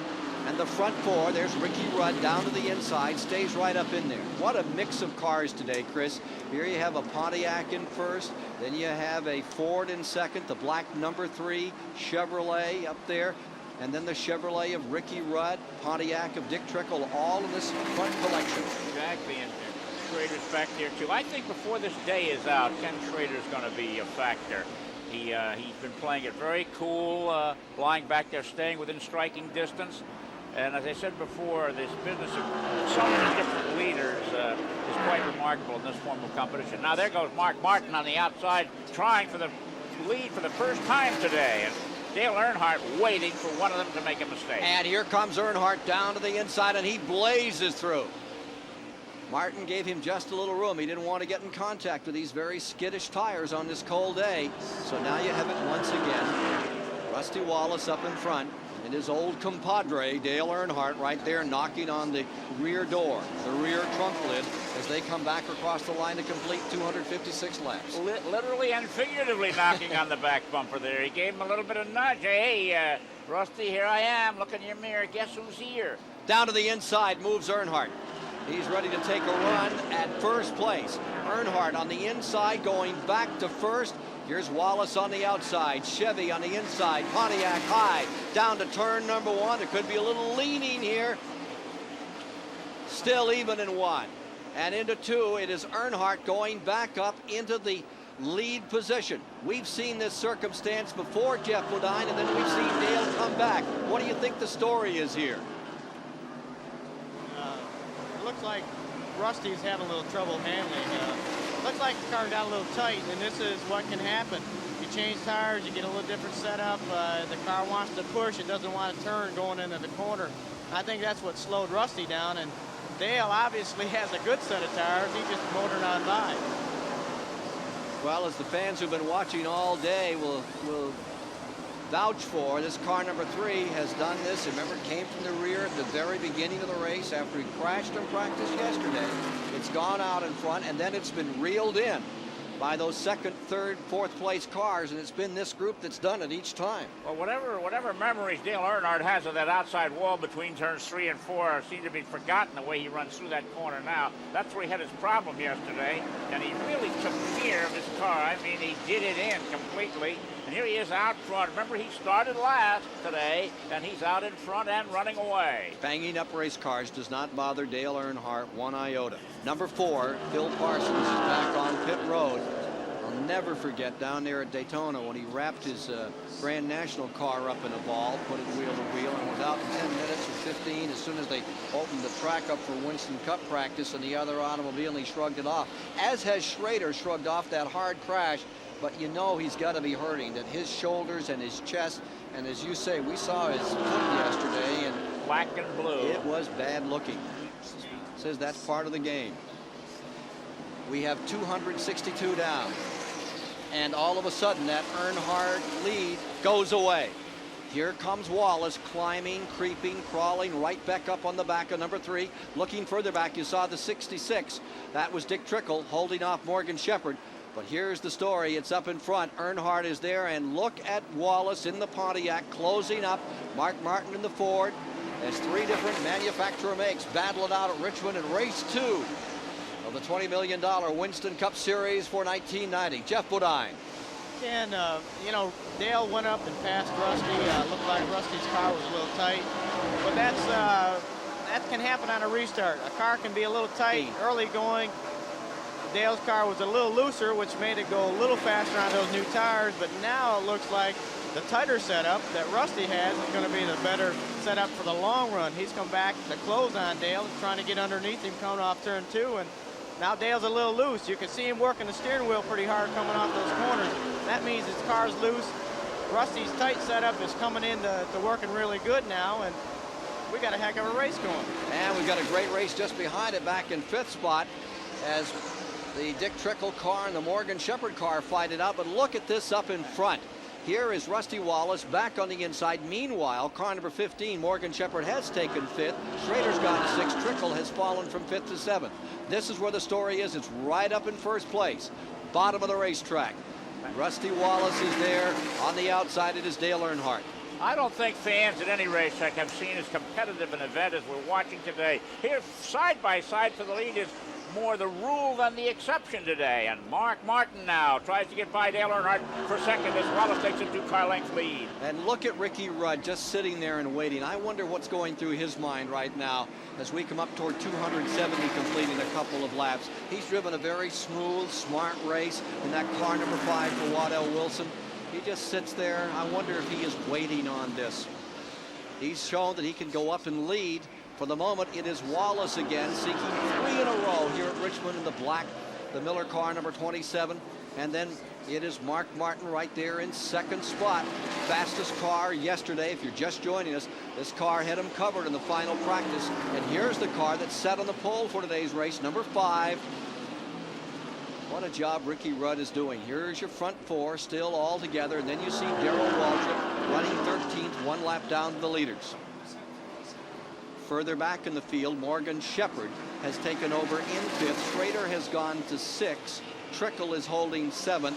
Bill Elliott is in 8th position. And Brett Bodine is shown in 9th with Jimmy Spencer 10th.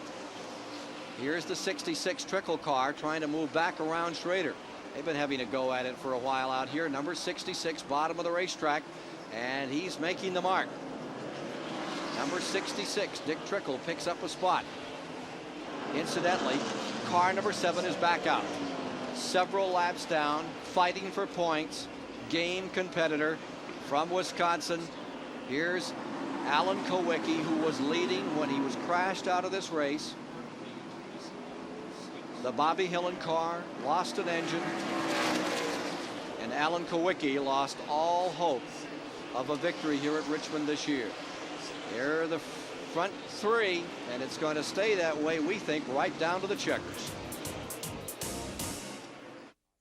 With Chris Economaki, I'm Ken Squire topside. Dave Despain along, Steve Byrne, Charlie Harville, and Jeff Bodine has joined us here at Richmond International Raceway, where TBS is bringing you at 277 laps complete. Just a dandy of a race. It doesn't get any better than what we're enjoying this afternoon here at Richmond, Virginia. Here are the front 3 with Rusty Wallace leading Mark Martin and Dale Earnhardt.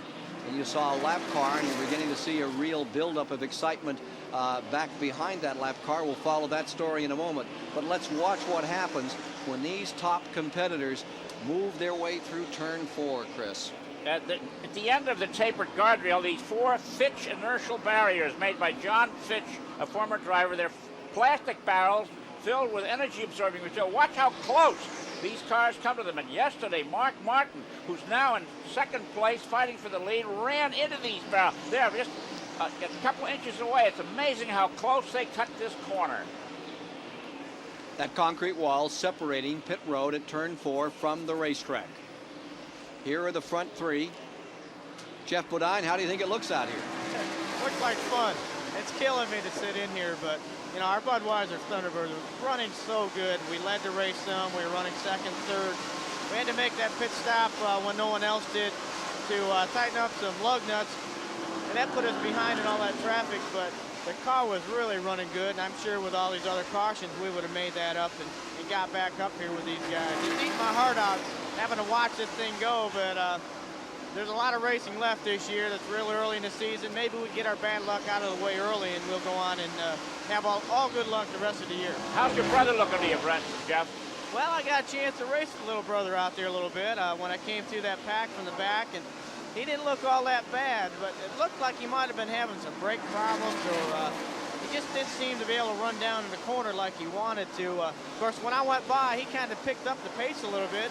We see him behind Dick Trickle and Kenny Schrader, so maybe he's got a little inspiration now that I'm not out there to bring the Bodine name up front a little bit more. Well, he's doing a grand job, and we're seeing him right here. Here's Dick Trickle moving under Ken Schrader for 6, and your brother right there with him. To the bottom of the screen. He looks good out there, Jeff. His car looks really good. It looks like it's working well on the bottom of the racetrack, and that's the hard part of this racetrack, is trying to get your car to drive down in that corner right there and turn. And then when you get off the corner right here, when you get back into power, not to have the back wheel spin, to get loose. It's very tricky. And Brett obviously is getting off the corner good. He just drove up underneath Dick Trickle there with no problem. He sure did. He's picked himself up another spot. You see Brett Bodine on the leaderboard in 6th position now in the Kenny Bernstein car. That number 26 machine. How difficult is it, Jeff Bodine, to get off those corners and not spin those wheels on this 3/4 mile track? If your car's loose, you're going to spin your wheels. That's kind of what you see Dale Earnhardt's problem is right now. He's able to keep up pretty good with what he has, but the other two fellows are a little quicker. They can get back in the throttle a little bit sooner, get a little more momentum down these long straightaways. Like I said, if you can get your car to turn in the middle, a lot of times you're going to be a little loose coming off. Jeff, how tender do you have to be on the throttle to make it work, to keep it hitched up out here? If you're tender on the throttle, you're going to be like Dale is, about 10 cars behind that front group. I was running every lap just about as hard as I could go to maintain whatever position I was in. That's what you see right here. These fellas are working hard. No one is holding back, believe me. Jeff, that wasn't my point. The question really is, when you come off these corners on this track and to avoid rear wheel spin, how do you use the throttle as we watch Dale Earnhardt here? It's kind of like in a dirt car. You use the throttle to drive the car. The harder you push down on the pedal, the more horsepower you got, the more likely you are to spin those wheels. So when you feel that wheel slip, just before it slipped, you hope you can feel it. You back off just a little bit, and let that catch up, and then you nail it. We've got a spinner down here in turn 4. All the way around goes car number 19, and he lands on the front end of another machine. Oh, that's unfortunate. The car that spun was Chad Little, and the man he collected was Rick Wilson, and that's identical to the spot where Wilson was in trouble a year ago. Remember the incident with Butch Miller, that fiery crash? Well, this one wasn't nearly as serious as that, but once again, at turn 4 here at Richmond, the car of Rick Wilson, now the 75 car, a year ago it was number 4, gets beaten up, and he'll have some serious work to do to get the nose of that one straightened out. He had it looked like an hour and a half to watch that coming. He zigged, and the car got in front of him, and he zagged, and it was still in front of him. And he had the brakes on. He had it all locked up. He was only going about 2 miles an hour when the guy backed into him. And look at the damage done to the front of the car. Tough break. That car's been beat up today. The right side got banged up very early, and now it's shortened up in the front. We're seeing a lot of equipment digged up today. Alan Kulwicki's car, and now this car as he heads into the pits. Everybody's going in the pits. Fresh tires, gasoline. 110 laps to go. It may well be that we could go to the finish on the fuel that they're going to be taking on. Let's go to Charlie Harville. Rusty Wallace at his pit stop, they have been scouring the pits, other teams' tires, for tires that have been scuffed a little bit. They run better on these under these conditions, and they're putting some of those scuffed tires on number 27 right now. Mark Martin just made a 4-tire stop. They think they're in good position to make a run to the front. Morgan Shepherd also leading the pits. Morgan Shepherd is running in 5th position prior to the pit stop, and he's doing so with a broken rib and torn cartilage suffered in a wreck at Daytona in practice. You've asked them down there if they can go the rest of the race on the fuel they have. 110 laps to go. Steve Byrne and Charlie Harville down there on pit road following this Pontiac Excitement 400 here at Richmond International Raceway on a cold, clear, beautiful day. But let's take a look again at what just happened up here to Chad Little. Car got loose. You could see him running up against the outside wall, and it finally got out from beneath him as if he'd cut a tire down. And now watch what happens. Poor Rick Wilson thought he'd taken the right move as that car was on the high side. It's that old line of yours, Economaki. You always want to aim exactly for where they are, because by the time you get there, they'll be gone. Exactly. Well, it didn't happen that way for Rick Wilson. Let's go to the STP Pit Center. Dave Despain. Jeff Bodine is with us today. And Jeff, the question about these tires, one of the things that the new tires have done is reduce what they call the stagger adjustment. The tires are all the same size. We heard that yesterday in the Grand National race, Dale Earnhardt's tires grew almost an inch, which makes a tremendous impact on the handling of the car. My question is, how much does that take away from the crew's ability to adjust the car now that they've made what could be their final pit stop? Believe me, we love it. We love that consistent tire the radial tire gives us. We can count on that tire pretty much staying the same size no matter what happens. So now we can go to the chassis. We can make that turn a wedge change on the front or the back, a little tweak here, a little tweak there, and we're pretty confident what it can do to the race car. Let me ask you about something totally different. I understand now if I'm a race car fan, if I'm a Winston Cup fan, I want to talk to Jeff Bodine. All I got to do is pick up the phone. I can call you right there in the bedroom. Is that the way that works? Well, you know, they were talking about these fans sitting in the grandstands today, loyal fans. Well, they really are. And what we've come up with is called the Winston Cup Hotline, which is for our loyal fans. They can call in Monday afternoon and listen to their drivers talk about the race they had on Sunday. And this line is on all week long. It's updated every Monday, so there's a new thing in there from the race we had that weekend. And the number, let me give it to you, is 1-900-446-9287, which is W Cup. That's 900-446-9287. It really is for the race fans. It's a lot of fun. I even call up and listen to Dale Earnhardt and Rusty Wallace, Darrell Waltrip. All you have to do is punch in their numbers. And listen, Jim, Chris Economaki, now wait a minute. It's bad enough we got race drivers doing television. Now they're doing commercials. I'm going to buy a helmet. Well, you know, I need to tell the fans who's on the line. Yeah, right, sure. Dale Earnhardt, Mark Martin, Darrell Waltrip, Exotica Neil race Bonnet, phone calls. Rusty Wallace, Michael Waltrip. Here again. We're back under green. That Bodine's incredible. Give him an inch and he'll make a phone call. 294 laps are complete as we're back under green, and look at this. Up goes Ricky Rudd on the outside in that Chevrolet. The Waddell Wilson motor hauls him down the backstretch, and he pulls around Rusty Wallace to retake the lead. Virginia driver eligible for the pole bonus in Jeff Bodine's old car out in front. Earnhardt lies third.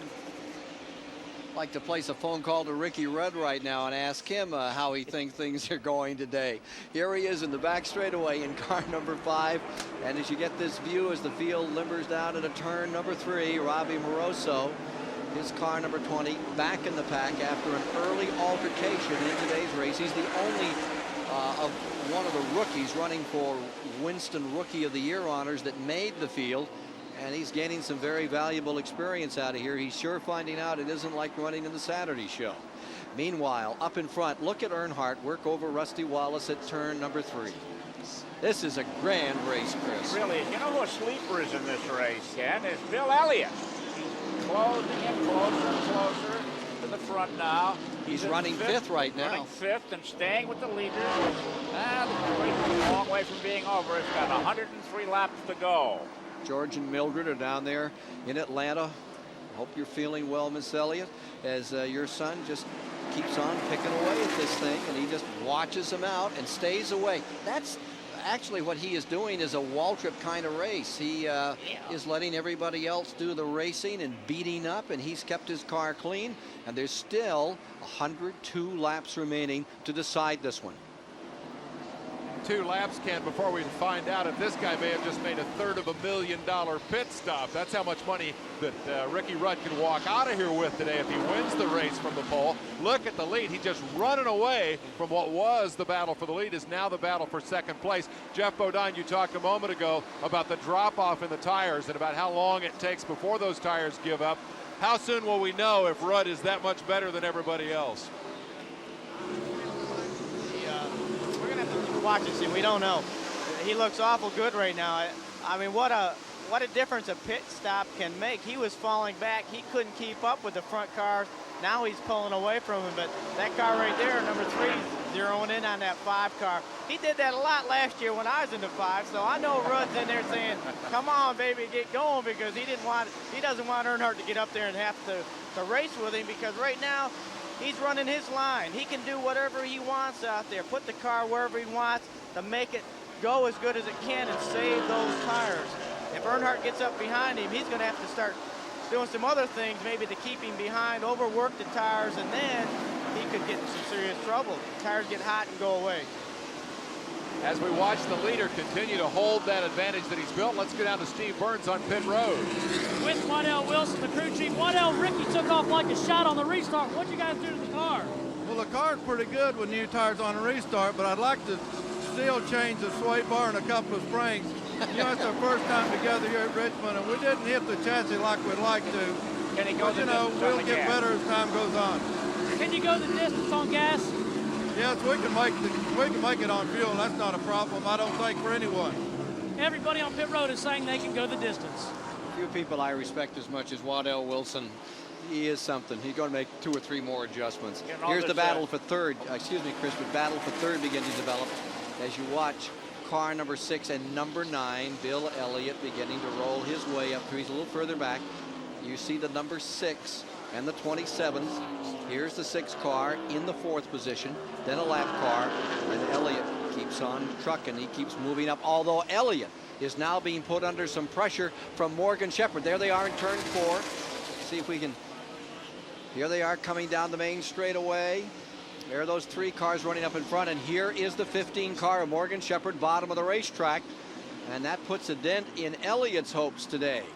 The Bud Moore Ford moves under the Melling Ford in the backside, and that is number 15. Morgan Shepherd up to 5th. Bill Elliott drops to 6th. Would you believe, Ken, that Ricky Rudd's lead of 1 3/4 seconds is the largest lead held by anyone today? That's the kind of a race we've seen. Less than 2 seconds, and it's the biggest lead enjoyed by anyone out front. Anyone. See Morgan Shepherd in the 15 car? Well, he is beginning to turn the wick up. He's beginning to close in. He now is as fast as anything on the speedway and is trying to find some running room to make up the difference between himself and Morgan Shepherd. Back with more shortly.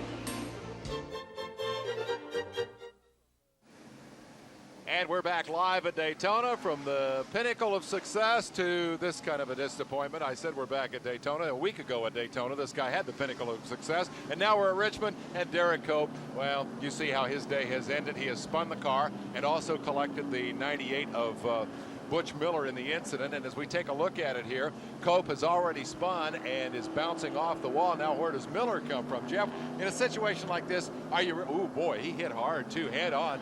Are you just playing dodge 'em cars out there? Do you have any idea whether the other guy's going to go? No, you don't. You just hope you take a shot. You take your best guess, and you hope you guess right. And we see a little fire underneath the 98 car, but they got that out okay. There's no problem there. But, boy, you just hope and pray that you make the right move, and sometimes you do, sometimes you don't. But it's, I mean, we always say a masterful piece of driving by Jeff Bodine as he dodged that incident. In reality, how many times do you just have your eyes closed trying to dodge down through there? No, you don't close your eyes, but really, some fellas have a better instinct for where to go, and that's true. And so some fellas are better at missing those accidents, or missing the car to swerving down the straightaway. Poor Rick Wilson seems like he's having trouble missing those cars, but you get in that kind of a syndrome, a rut. It just seems like everything gets in front of you, and then you can go for years and years where nothing does. Could instinct have gotten you past this? Would you have made the same move that Butch did? Well, hopefully not. There goes my brother on the outside. He made the right move. Hopefully that was the Bodine move. The other Bodine would have made the same move. We've got one more view of this, I believe, from the in-car camera. And this is from a backstretch camera. And here you see a good view of what happened to Cope. He just lost the car off the turn, tried to correct it, and snapped back on him. That was actually the start of the mishap that ended here with both those cars heavily damaged as they ended up hitting nose to nose. And it's going to take a little while to clean that mess up. Cope's car not quite as badly crunched, I don't think, as Miller's, but this will take a little bit. If you get high off of turn 2 like Derek did, and I even saw my brother in the background up pretty high, but he saved his car. There's a lot of loose rubber, chunks of rubber, dust, speedy dry that lays up there because no one runs there. And if you get up in that stuff off of turn 2, it just kind of sucks you right over to the wall like you saw Derek do. Everybody talks about that being the toughest part of this racetrack. You've got basically a track that's 2/3 corner, and yet it's the exit out onto the straightaway that causes the problem. What is it about turn 2? It's a tight cutback. Turn 4, actually that is just a big long corner. You go down into turn 1, a sweeping entry, a long entry. It's hard to figure out where to let off the gas. It's such a long entry into 1. But when you get down into 1, you have to turn the car sharp and then come off of a very tight radius corner in turn 2. And that's where we have our trouble. We try to jump back in the gas hard to get that momentum down the back straightaway. And if you get out of line, just a little bit out of line, you can bump in that wall real easy. You have something in common with Butch Miller, short track driver who came up through the ranks, tried to crack Winston Cup, paid all the dues that everybody has to do. This guy Miller has finally found a good ride with Travis Carter. We know Derek Cope's story, winning that miracle Daytona 500. But I got to believe that Butch Miller is going to be a man to contend with now that he's got a good ride. Well, Butch really is. Travis puts a good car out, and he gets a lot of help from a lot of people. And that should be a good ride for Butch. Butch is a very talented race driver. Derek Cope is a very talented race driver. But it doesn't take long to find out how tough Winston Cup racing is for those real talented race drivers on short tracks all over the United States. Guys, I know you're listening. This is tough. It looks easy. I thought it was easy. I used to sit here and watch this television and sit in those grandstands and said, boy, anybody can do that.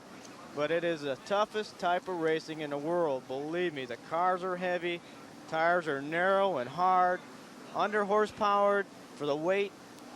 Aerodynamics is not like an Indy car or Formula One. They don't stick to the ground very good. They're hard to drive. There's the man who has emerged as the leader, and to follow his progress, let's go back up topside and rejoin Ken Squire. You know what I thought Bodine was going to do, Chris? Because he was going to say, and for you folks listening at home, I will teach you how to drive. Right, Call new school, Meadowbrook. Right. You know, Dick Trickle. 1-800. Yeah, Dick Trickle has got some insulation here. His nearest contender, Rusty Wallace, has got 6 slower cars between Rusty and Trickle when this restart comes. Be interesting to watch. Dick Trickle out in front for the first time today in the Cale Yarborough team car, number 66. New sponsor this year and new enthusiasm from a great veteran. You know, Dick Trickle's wife told me, she said that in the middle of the night, Trickle will wake up and start calling for changes on the car, for different changes and settings and so forth. And she says, it's all handled, it's taken care of. And he falls right back to sleep.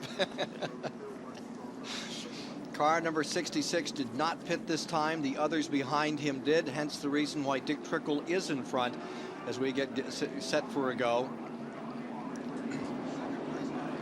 And we have a couple more laps at least before they're going to turn these cars loose. It may be 3 laps, so let's take this commercial break and we'll be back with more. Cale Yarborough now over there on the other side of the wall. It was grand to see him in the days of yore right here on this racetrack where he put on some great shows. Take a look at this spread, the interval over those front 3 cars. Look at Rudd, Chris, just walking away now from Rusty Wallace in that 2nd spot. Dick Trickle in 3rd, Dale Earnhardt, number 3, is in 4th. And falling back some more is Trickle now as that 6 car moves around. Look at the 3 down low on the 66. Wallace is closing on Rudd, however, for 2nd, chasing down the leader. Oops, another crash. Got a crash up in turn 4. Looping, it looks like Davey Allison in trouble here. All alone. Michael Waltrip had just pulled into the pits. Michael Waltrip won the Grand National race here yesterday after a lengthy delay because of rain. 2nd spin there for Davey Allison of running the day. Back to the line. Kyle Petty trying to make up a lap and didn't get it done. Ricky Rudd stayed just in front of him as they crossed the stripe.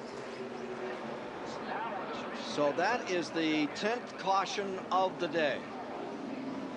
328 laps are complete.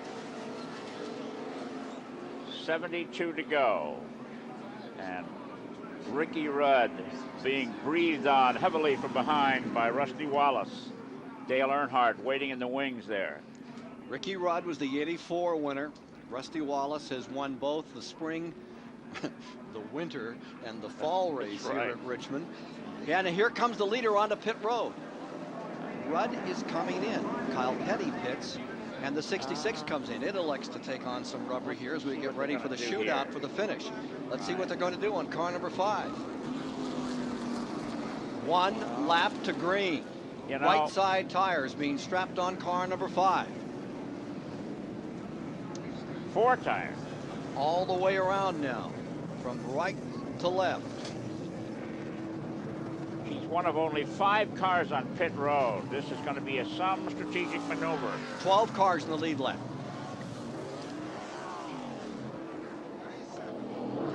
It's going to get really interesting at the end of this one, and the car to watch now will be this number 5 as he tries to slither up through traffic and not get collected by anybody on the racetrack. Davey Allison's 28.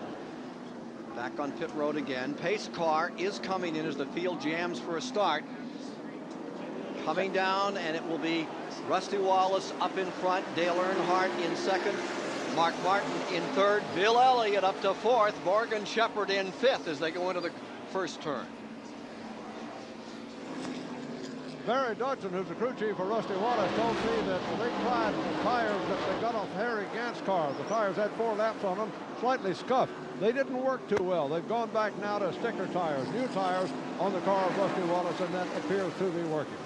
What I'd like to know is who ordered that pit stop for Ricky Rudd? Did Ricky want it, or did Waddell Wilson order it? It'd be interesting to find out who's planning the strategy here. Back straightaway. There you see we've got trouble in turn 2. Cars spinning and sliding out of turn 2. Chat a little again. Alan Kulwicki slowing down and getting around, as well as Phil Parsons. Caution is on the track.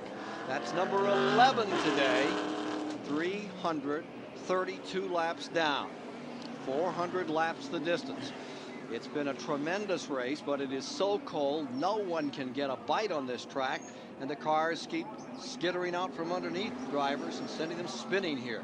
There you can see Chad Little. He's had a tough day today in that number 19 car. Dave Marcus is 71 on the bottom of the racetrack, just missing disaster there. He's used to sunny California, Ken. Ricky Rudd's gamble on the pit stop almost proved to be a double gamble. He just missed that spinning car. Had he stayed out, he'd have been ahead of it, but because he pitted and was at the tail end of the lead pack there, he was right in the thick of that, and it was a very close call. You'll see it right here. We'll see Rudd in the yellow and white. He'll be coming from the right side of your screen. There's the 19 spinning. Zing, there goes Rudd, just getting by. And we talked about the $350,000 pit stop earlier. That could have been a $350,000 crash. He dodged a shotgun blast on that one. That's right. Well, Rusty Wallace is out in front with Dale Earnhardt, one of his arch rivals, right on his back bumper as they come down to the next restart. How many green flags we've seen today? Pace cars in. They will have completed 334 when they get green. Ricky Rudd is up into the 7th spot in the restart. Here's the break. Out in front goes the 27 car. Earnhardt eases around Waltrip.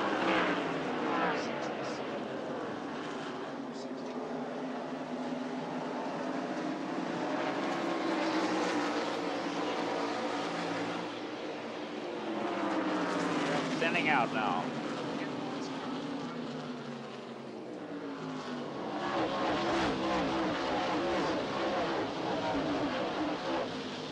Story is back here in car number 5. Underneath Schrader. Goes Rudd. Picks up a spot. Moves from 7th into 6th. Rudd closing. Remember, he's looking for a $220,000 bonus. Rudd goes to the inside on the 4 to Morgan Shepherd. Shepherd draws just about a half car length away. You can see that the front end of car number 5 shows a rumple or two. That's right. He's running awfully deep behind his opposition. He's getting a little bit desperate, I think, at this point in the race. He's coming awfully close to the cars in front. Backside of the racetrack. Around Morgan Shepherd goes Ricky Rudd. Closes up on car number 9. Mixed up in all of that is that car number 90. Ernie Irvan following Bill Elliott now through traffic. Around Shepherd goes Rudd. He takes over 5th and closes on Elliott. Bill Elliott's number 9 to the inside goes the Chevrolet on the 4 to Bill Elliott. Just exploding through the field. Moving up to 4th. Elliott drops to 5th. Ricky Rudd at number 5. Looking for that ultimate payoff in stock car racing. $220,400 in the skins game put up by Unocal. $7,600 a race until someone wins the pole and the event. And Rudd's, whatever they did to Rudd's car besides change tires, looks like it's working magic for that machine. 60 laps to go. 60 to go. Rudd, here are the leaders. Here is Rusty Wallace up in front. Dale Earnhardt in 2nd. Mark Martin in 3rd. And that's where the rub is going to be. be for Ricky Rudd today as he closes up on that trio. That short back straightaway can contain the entire top 6 runners in today's race. That's how close this race has been. 11 cars remain in that lead lap. That front trio is Wallace, Earnhardt, Martin, all veterans, all champions. One slight miscue and you would be very doubtful to see it among this trio. Then there is a lengthy margin between the number 6 car and the number 5 car. And perhaps we can show it to you, the difference between Mark Martin in 3rd and what Ricky Rudd has to make up. There are some lap cars in there. Look at Earnhardt close in again. Earnhardt trying for that lead. Wallace looking for that win. There's an interval of 2 and 28/100 seconds between Mark Martin and Ricky Rudd. Less than 3 seconds for Rudd to obtain 3rd place and then take on the leaders. There's the front 3 out of 4. And you see those 2 lap cars, Waltrip and Kyle Petty, and there is the 5 car, and it gives you a perspective, a sense of this 3/4 mile track of the difference between them.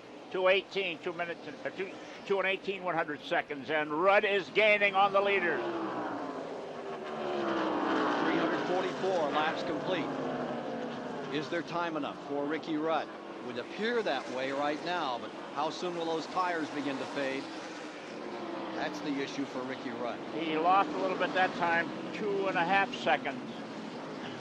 Rudd's going high on the track. He's coming up now on Kyle Petty. He's been a tough man to pass so far on this racetrack. Of course, what Rudd is looking for is one more caution. He'd love that. Chris Economaki, we have the answer about the pit stop. Waddell Wilson wanted Ricky Rudd to come in. They did, in fact, take a gamble. They said they can take off on new tires, but cannot run that well on scuffed tires. They're hoping the other leaders would follow them in the pits, and they did not. Pretty slick report, strategy Steve. there. Could be the difference when this one's over. Now the 5 car, Ricky Rudd, has moved around Kyle Petty in the 42. He has one more lap car that is running just a lap down and strong. 17 car of Waltrip to deal with, and then he'll have about 1.5 seconds to make up on these front 3 of Wallace, Earnhardt, and Martin. 17 lead changes among 7 drivers. TBS bringing you live flag-to-flag coverage of the Pontiac Excitement 400 from Richmond. Our next broadcast, Memorial Day, the race, the Coca-Cola 600 from the Great Charlotte Motor Speedway. Don't miss it here on TBS. 50 laps to go. Front 3 still locked together. Wallace, Earnhardt, Martin. Interval. Closing up a little, isn't it, Chris? Well, we'll check on our watch right now as they come by here. Wallace, Earnhardt, and Martin as we start our watch. And Rudd, 2.6 seconds. He's lost a little bit there. 2.6 seconds, and it seems to be holding at that interval. Rudd is going to have to find a little bit more if he wants that bonus. Car number 9, Bill Elliott. And number 15, Morgan Shepherd, 5th and 6th. Morgan's run an outstanding race. Both of these drivers have been playing that waiting game, knowing that there'd be hand grenades all over this place. This would be a minefield, and it has been. It's exploded on 11 different occasions. Caught drivers, they've waited it out. Now they're ready to turn it up. Into the final 50 laps to decide it all in the Pontiac Excitement 400 from Richmond. Should be a dandy finish. We're back live at Richmond, and the final run for the money here is well underway, and the proof of the pudding, as they say, is on the watch. Let's look at the fastest lap of the day. Ricky Rudd turned 119.22, very early in the race and then ran exactly the same speed just before he made that pit stop. When Waddell Wilson gambled, brought him in, put 4 tires on. He's gone back out, and the watch now shows 22.97, 117.5 miles an hour, almost 2 miles an hour slower on the new rubber. It hasn't paid off. He's not gaining any ground. Let's update the story with the guys up top, Ken and Chris. Well, the story right now is Rusty Wallace leading this event, looking for his 17th Winston Cup victory, 3rd in a row on this track. But he's feeling tremendous pressure from number 3, Dale Earnhardt, and number 6, Mark Martin. These 3 continue to duke it out for the front position. And behind those 3, the next door, here comes Martin down to the inside, the 6 car going up under number 3. That is Mark Martin making a move out of turn number 2, and it looks like he wants to go for it now. It's a break for Rusty Wallace up front that Dale Earnhardt is so concerned with Mark Martin. Getting about a 5-car length advantage is Rusty Wallace. To the outside goes Wallace.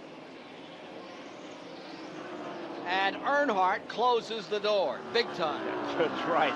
Mark Martin is finding out all about this circuit here in the South. He's used to the ASA racing in the Midwest. Mark Martin is going to win one of these days. Today may very well be the day, but he's going to have to deal with Earnhardt and then Wallace before he can take a checkered flag. Won at Rockingham a year ago in the fall. Tremendous victory. He should have had at least 3 others, but there are no shoulds in life or in sports, and it came close for him. Now let's go back and take a look at that interval to the 4th place man. There you see that trio, and they seem to have stabilized for a second. Now let's wait, and there you see car number 5. What's the story here on number 5? Well, he's 5 seconds down, but the problem is that he's bumped someone and wrinkled the hood, and the aerodynamic upset, I think, is slowing his lap time a little bit. If we could go in tight on number 5, you can see how that hood has been pushed back a little bit toward the windshield of Ricky Rudd's car that started on the pole, and it's the only one that can win that $220,400 bonus. There's the opening. Steve Burns, what's the story on that? Chris, we talked to Ricky Rudd's crew, and they said that he did in fact tag one of the cars on the backstretch for Chad Littles, but they say it is not upsetting his car, that he's running just as fast as he was a while back. Well, according to the clock, that is not the case at this point. He has slowed down a bit. Behind the car number 5 was the 15 and the 9, and the 15 has backed up Morgan Shepherd's car. So number 9, Bill Elliott, is in 5th, and Morgan Shepherd has fallen into the 6th position. Here's the 5 car that is running in 5th. Val Walter just passed Ricky Rudd. So something is amiss on that car number 5. That's right. He went from 2.5 seconds to 6 seconds behind Mark Martin. Larry Pearson, 16, also running very slowly now with 366 laps complete. 366 down.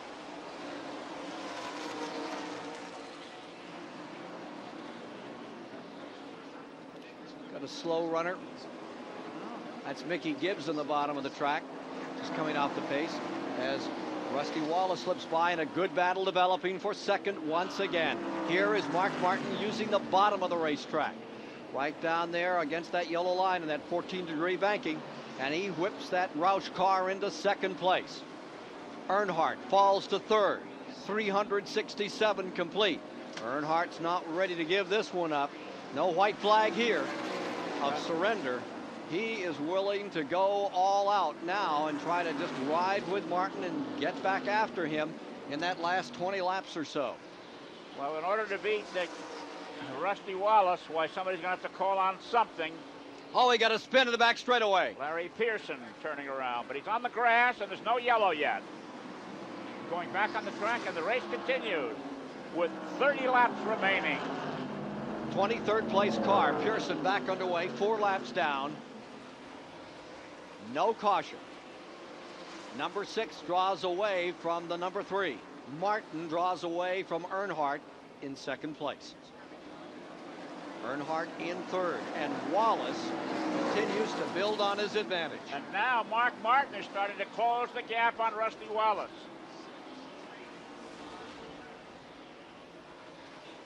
Be an interesting situation.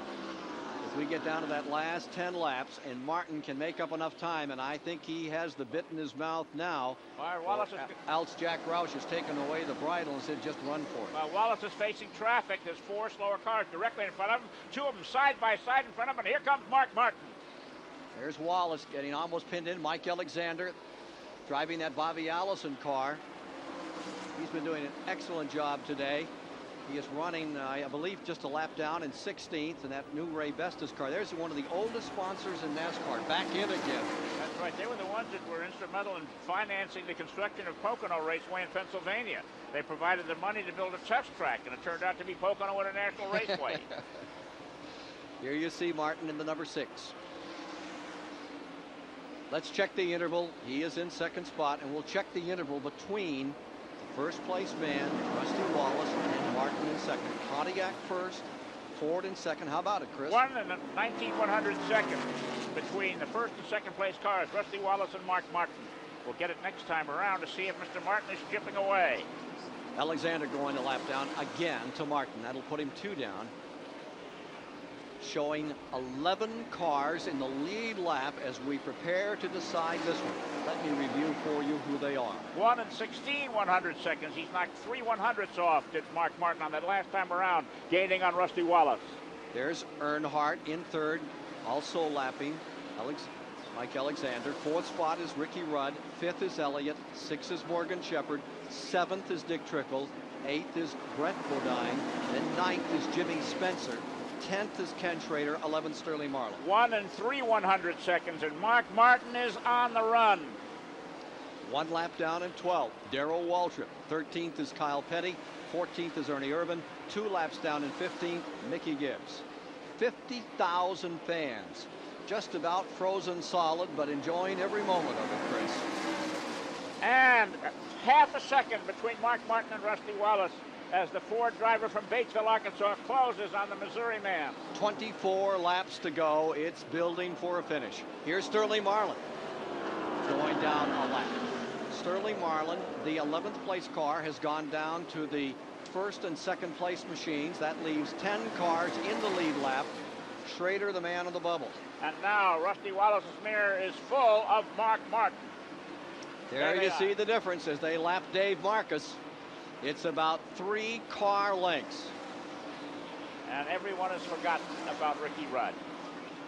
We'll be back with more of the exciting Pontiac Excitement 400 in a moment. Guess what? Just had another caution flag thrown because Larry Pearson blew a tire coming down the main straightaway, was not in contact with anything, but he has brought out a caution flag. That gets us up to number 12, and we had a situation developing where Mark Martin had closed to within a car length of Rusty Wallace, and we were anticipating a flat-out run for the finish. There are 383 laps complete. Let's see if anybody's going to gamble on coming in. They all are. Wallace is in. Martin is in. Earnhardt is in. Let's go to the pits and see what happens here. Mark Martin is brought in. They're changing outside tires. I believe Robin Pemberton gave the command to change just 2 tires. Let's see if they can get back out. Charlie Harville. They'll change 4 tires on number 27. I was all set to talk with Jimmy Maycar, but he is very busy now handling the air wrench on the tire change. They changed all 4 tires on number 27 and got Rusty Wallace underway. Wallace out. Martin is out. Here comes the 3 back into it again. What a finish we are building for today. And let's not discount Ricky Rudd. You know how hot he is when they come out after these pit stops. Have had a chance to put on a couple of tires. He could get that bonus. Let's see what happens You here. know, you never know how the cars are going to perform when they've been worked on, but Mark Martin only took 2 tires, and it looked as though Dale Earnhardt and Rusty Wallace each got 4 tires. There's 15 laps to go. There'll be about 13 to go once the green flag waves. It should be a driving finish. First man out was Mark Martin. He will have the lead in number 6. You're riding with Robbie Moroso as he's looking at the back end of car number 7, Alan Kulwicki's crunched, collapsed rear trunk. You know what could really mix things up with these slower cars that are going to be alongside the leaders. The leaders will have the outside lane, and the cars that are a lap down will be on the inside lane. and they could be the spoilers for the finish today. Well, you get an idea of what these drivers are looking at on this racetrack with that sun glaring off those hoods through those stained windshields as we get ready for a go. Tough visibility out there for Moroso in the Crown car and for Dick Trickle as well. Getting ready to take green, I believe, next time by, which would be lap 386, leaving 14 laps of potential green flag racing with number 6, Martin up front, Wallace in second, Earnhardt in third, Ricky Rudd in fourth, Bill Elliott in fifth, Brett Bodine in sixth, and Trickle in seventh as they get ready to go. All in the lead lap. Also in that lead lap, Morgan Shepherd in eighth, Jimmy Spencer in ninth, Ken Schrader in 10th. Those are the cars in the lead lap as we get set to settle this one here on TBS. It has been something right from the outset. Biggest lead of the day, a second. And what, a quarter or 3/4? Which did you have, Chris? It was just under 2 seconds, yeah. All right, they're getting set for the start. Pace car is coming in. Here it is. This is it. 14 laps to go. 10 cars in the lead lap. Getting a quick jump. It's car number 6. Mark Martin is out in front. Rusty Wallace fades to the inside, cuts off Earnhardt as he tried to come up the bottom of the racetrack. The only advantage Martin got by changing 2 tires was that little bit there. If he had 4 tires, his car would be handling better. Let's see what the 4 fresh tire cars can do behind him, but Martin is pulling away. Martin pulling away with the Ford. Pontiac in second, Chevrolet in third. Driving gingerly down into turn number 1 as they try to get the heat back up in the rubber. Mark Martin drawing into the backstretch with a 3-car length advantage. We've seen him do it before and then fall back into the clutches of that Pontiac and that Chevrolet that are now second and third. Interesting gamble on the pit stops. The Roush team elected to just take 2 tires. As a result, they got track position. Not only did Wallace and Earnhardt take 4, but Ricky Rudd also has 4 fresh tires. So the 3 drivers in pursuit all have fresh rubber, but the guy who's pulling away is the guy who only took 2. Rusty Wallace in second spot has said that on the end of a race, at the finish of a race, you want to come off the 4th turn on the final lap with the tires on fire.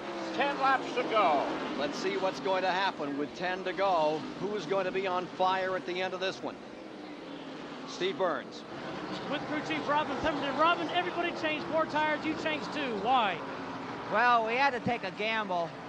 We're good in the long run. The car's really too tight to run in the short runs. It may or may not work out for us, but track position with 10, 15 laps to go is really important. Robin, are you as nervous about this win as you were the very first one? I'm happy all the time about everything we do. We're just trying real hard. 8 laps to go. Earnhardt moves to the inside on Wallace in the main straightaway as he tries to come up through for second. And they touch, and Wallace goes high as Earnhardt collected a piece of Rusty Wallace. Earnhardt into second, Rudd goes into third, crowd on their feet. Meanwhile, drawing away, Wallace fading all the way back into 5th or 6th. Wallace to 6th, Trickle up to 5th. How can they stay friends? Just racing. Martin stays in front, 10-car length advantage. Ricky Rudd in the 5-car closes in on Earnhardt. Friendships are over. It's final laps. The money's down. It's at stake. 394 complete. Mark Martin continues to build a little bit of an advantage. Just a small cushion as we get to the end of it. It's on to Rockingham for these Winston Cup cars next. And they'll have some stories to tell after Richmond International Raceway here live on TBS, the Pontiac Excitement 400. 5 laps to go this time by. Martin in front and Earnhardt is closing. Now Earnhardt begins to draw him up. 1 and 12/100 seconds separate the leader from his nearest pursuer, Dale Earnhardt. Off turn 2, Martin gets a jump and he pulls away again. There you see the interval between first and second place man. Car number 3, Earnhardt in second. There's that leader out of turn 4, and here comes in hot pursuit Dale Earnhardt and Ricky Rudd. 1 and 6/100 seconds. Earnhardt closed by 6/100ths of a second that last time around. Elliott's 4th, Dick Trickle 5th. Wallace falling back after he and Earnhardt were in contact. 7th is Morgan Shepherd. 8th is Rec Bodine. 9th, Jimmy Spencer. 10th, Ken Schrader. Laps running down. Mark Martin, who won his first Winston Cup race, Rockingham, North Carolina, at the Rock a year ago. Actually, this past November. Here he is looking for win number 2. And here's that second place man, number 3, Earnhardt, still trying to close it up. As Mark crosses the start-finish right this time, he'll get the 2 laps to go signal. And here comes Earnhardt.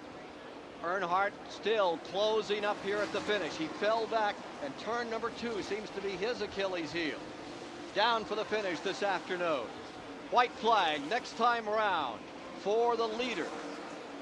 And it is the Ford being driven by Mark Martin out of Arkansas that is staying up in front. Everybody harkens back to just a week ago when it looked like Earnhardt had it all locked up. And then last corner, last lap, and Dale Earnhardt had to settle out of the win place and show. Final lap here, the Pontiac Excitement 400. Mark Martin striving. He's been the strong car in the final day of practice yesterday. He's coming to the line. He is the strongest car of the day in the Pontiac Excitement 400. Mark Martin has won his second Winston Cup race. He brought it home. He put it to work hard when he needed to, and they are successful. The Jack Roush team takes their second career victory. 97 100ths of a second. The interval. Jack Roush is in Miami with his GTO cars in the race down there. I wonder if somebody's on the phone with him now. Well, he was here this morning. I had a brief talk with him, and he was telling me early this morning at this track that as we watch the other cars coming in, here is the number 27 and the 3 car coming in. Here's Earnhardt coming in, and Rusty Wallace after they did their bump and grind up here on turn number 2. We're going to get back to get a word with that Jack Roush organization. They thought they had the right thing working to make that motor detonate properly on a cold day. They sure did it. To victory lane at Richmond International Raceway, here's Steve Burns. With the victorious Mark Martin. Mark, on that last pit stop, everybody elected to take 4 tires except for your team, and it really paid off. My guys, the crew won, the Folgers team just won the race for me right there. We had a fast car all day, and we seemed to stay behind, or couldn't make those last 2 passes on Dale or Rusty or whoever it might be, and we just couldn't quite get to the front, and it's a great way to start the year off, Steve Neal and Robin Pemberton and Jack Roush, and for Folgers and Valvoline, this is the way to do it. What about that? Mark, it took you a while to get that first victory, but not too long to get win number 2. Oh, it was great. Like I say, they made a brilliant decision there, got me out front. That's where we needed to be, and the car would fly. I mean, we took 2 tires on, took some wedge out, and it would just absolutely fly. I could have run faster than I was running. Okay, thank you very much, Mark. To Dave Despain.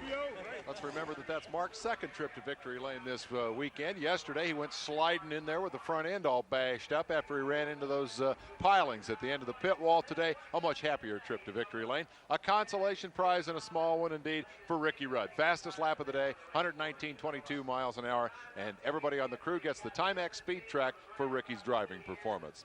Let's go see what we can find out now about that battle for second and third. There's Dale Earnhardt just explaining to Cecil Gordon and Richard Childress what took place, what did take place on the track. Well, we did good. It's a backup car, it's a speedway car, so we're really happy to come out second. We got the bum with Rusty there a little bit, and I got under him, and he tried to shut me off going in 1, and I didn't give. I stayed down, and he cut down, and it got into him, and if he'd just give me a little room, we'd have raced on through there. But, I hate it. I hope he is not too mad. I think he'll be all right by next week, maybe. Dale Earnhardt explaining what happened up in turn 1 between the Earnhardt car and the Rusty Wallace car. A final look at today's Pontiac Excitement 400 from the Richmond International Raceway coming up in a moment. So stay with us as the celebration continues for Arkansas's Mark Martin here at Richmond. TBS Sports back live at Richmond, where a very memorable Pontiac Excitement 400 is over. One more consolation prize to take care of today, a $1,500 hard charger award to Rusty Wallace, who piled up the most lap leader money today. But Mark Martin came home with a big prize as he won the race. That's the story from here in the STP Pit Communication Center. Say goodnight, Ken Squire. All right, look at the final standings. Thank you, Dave Despain, here today. And as you look at the final standings of the top 10 and the celebration continues for Mark Martin, it is time to bring up something Jack Roush has said. He says the key isn't cars, the key is people. And a friend of ours, Lula Rosa, has recently said the man to be reckoned with in the 90s is Jack Roush. He ain't out hunting or fishing or golfing. He lives and breathes racing. And he breathed some life into this car here at Richmond that gave Mark Martin his second Winston Cup victory. Thank you for being with us today here on TBS for this exciting Winston Cup competition. We'll see you for the Coca-Cola 600 coming on Memorial Day. For Charlie Harville, Steve Burns, Chris Economaki, and Dave Despain, I'm Ken Squire at Richmond, Virginia, where Mark Martin reigns as champion. Today's Pontiac Excitement 400 has been brought to you by Pontiac and your local Pontiac dealer. We build excitement. And by Coors Light, pure brewed in the Rockies. The silver bullet won't slow you down. It's the right beer now. And by Goodyear Eagle Tires. Goodyear, because there really is a difference.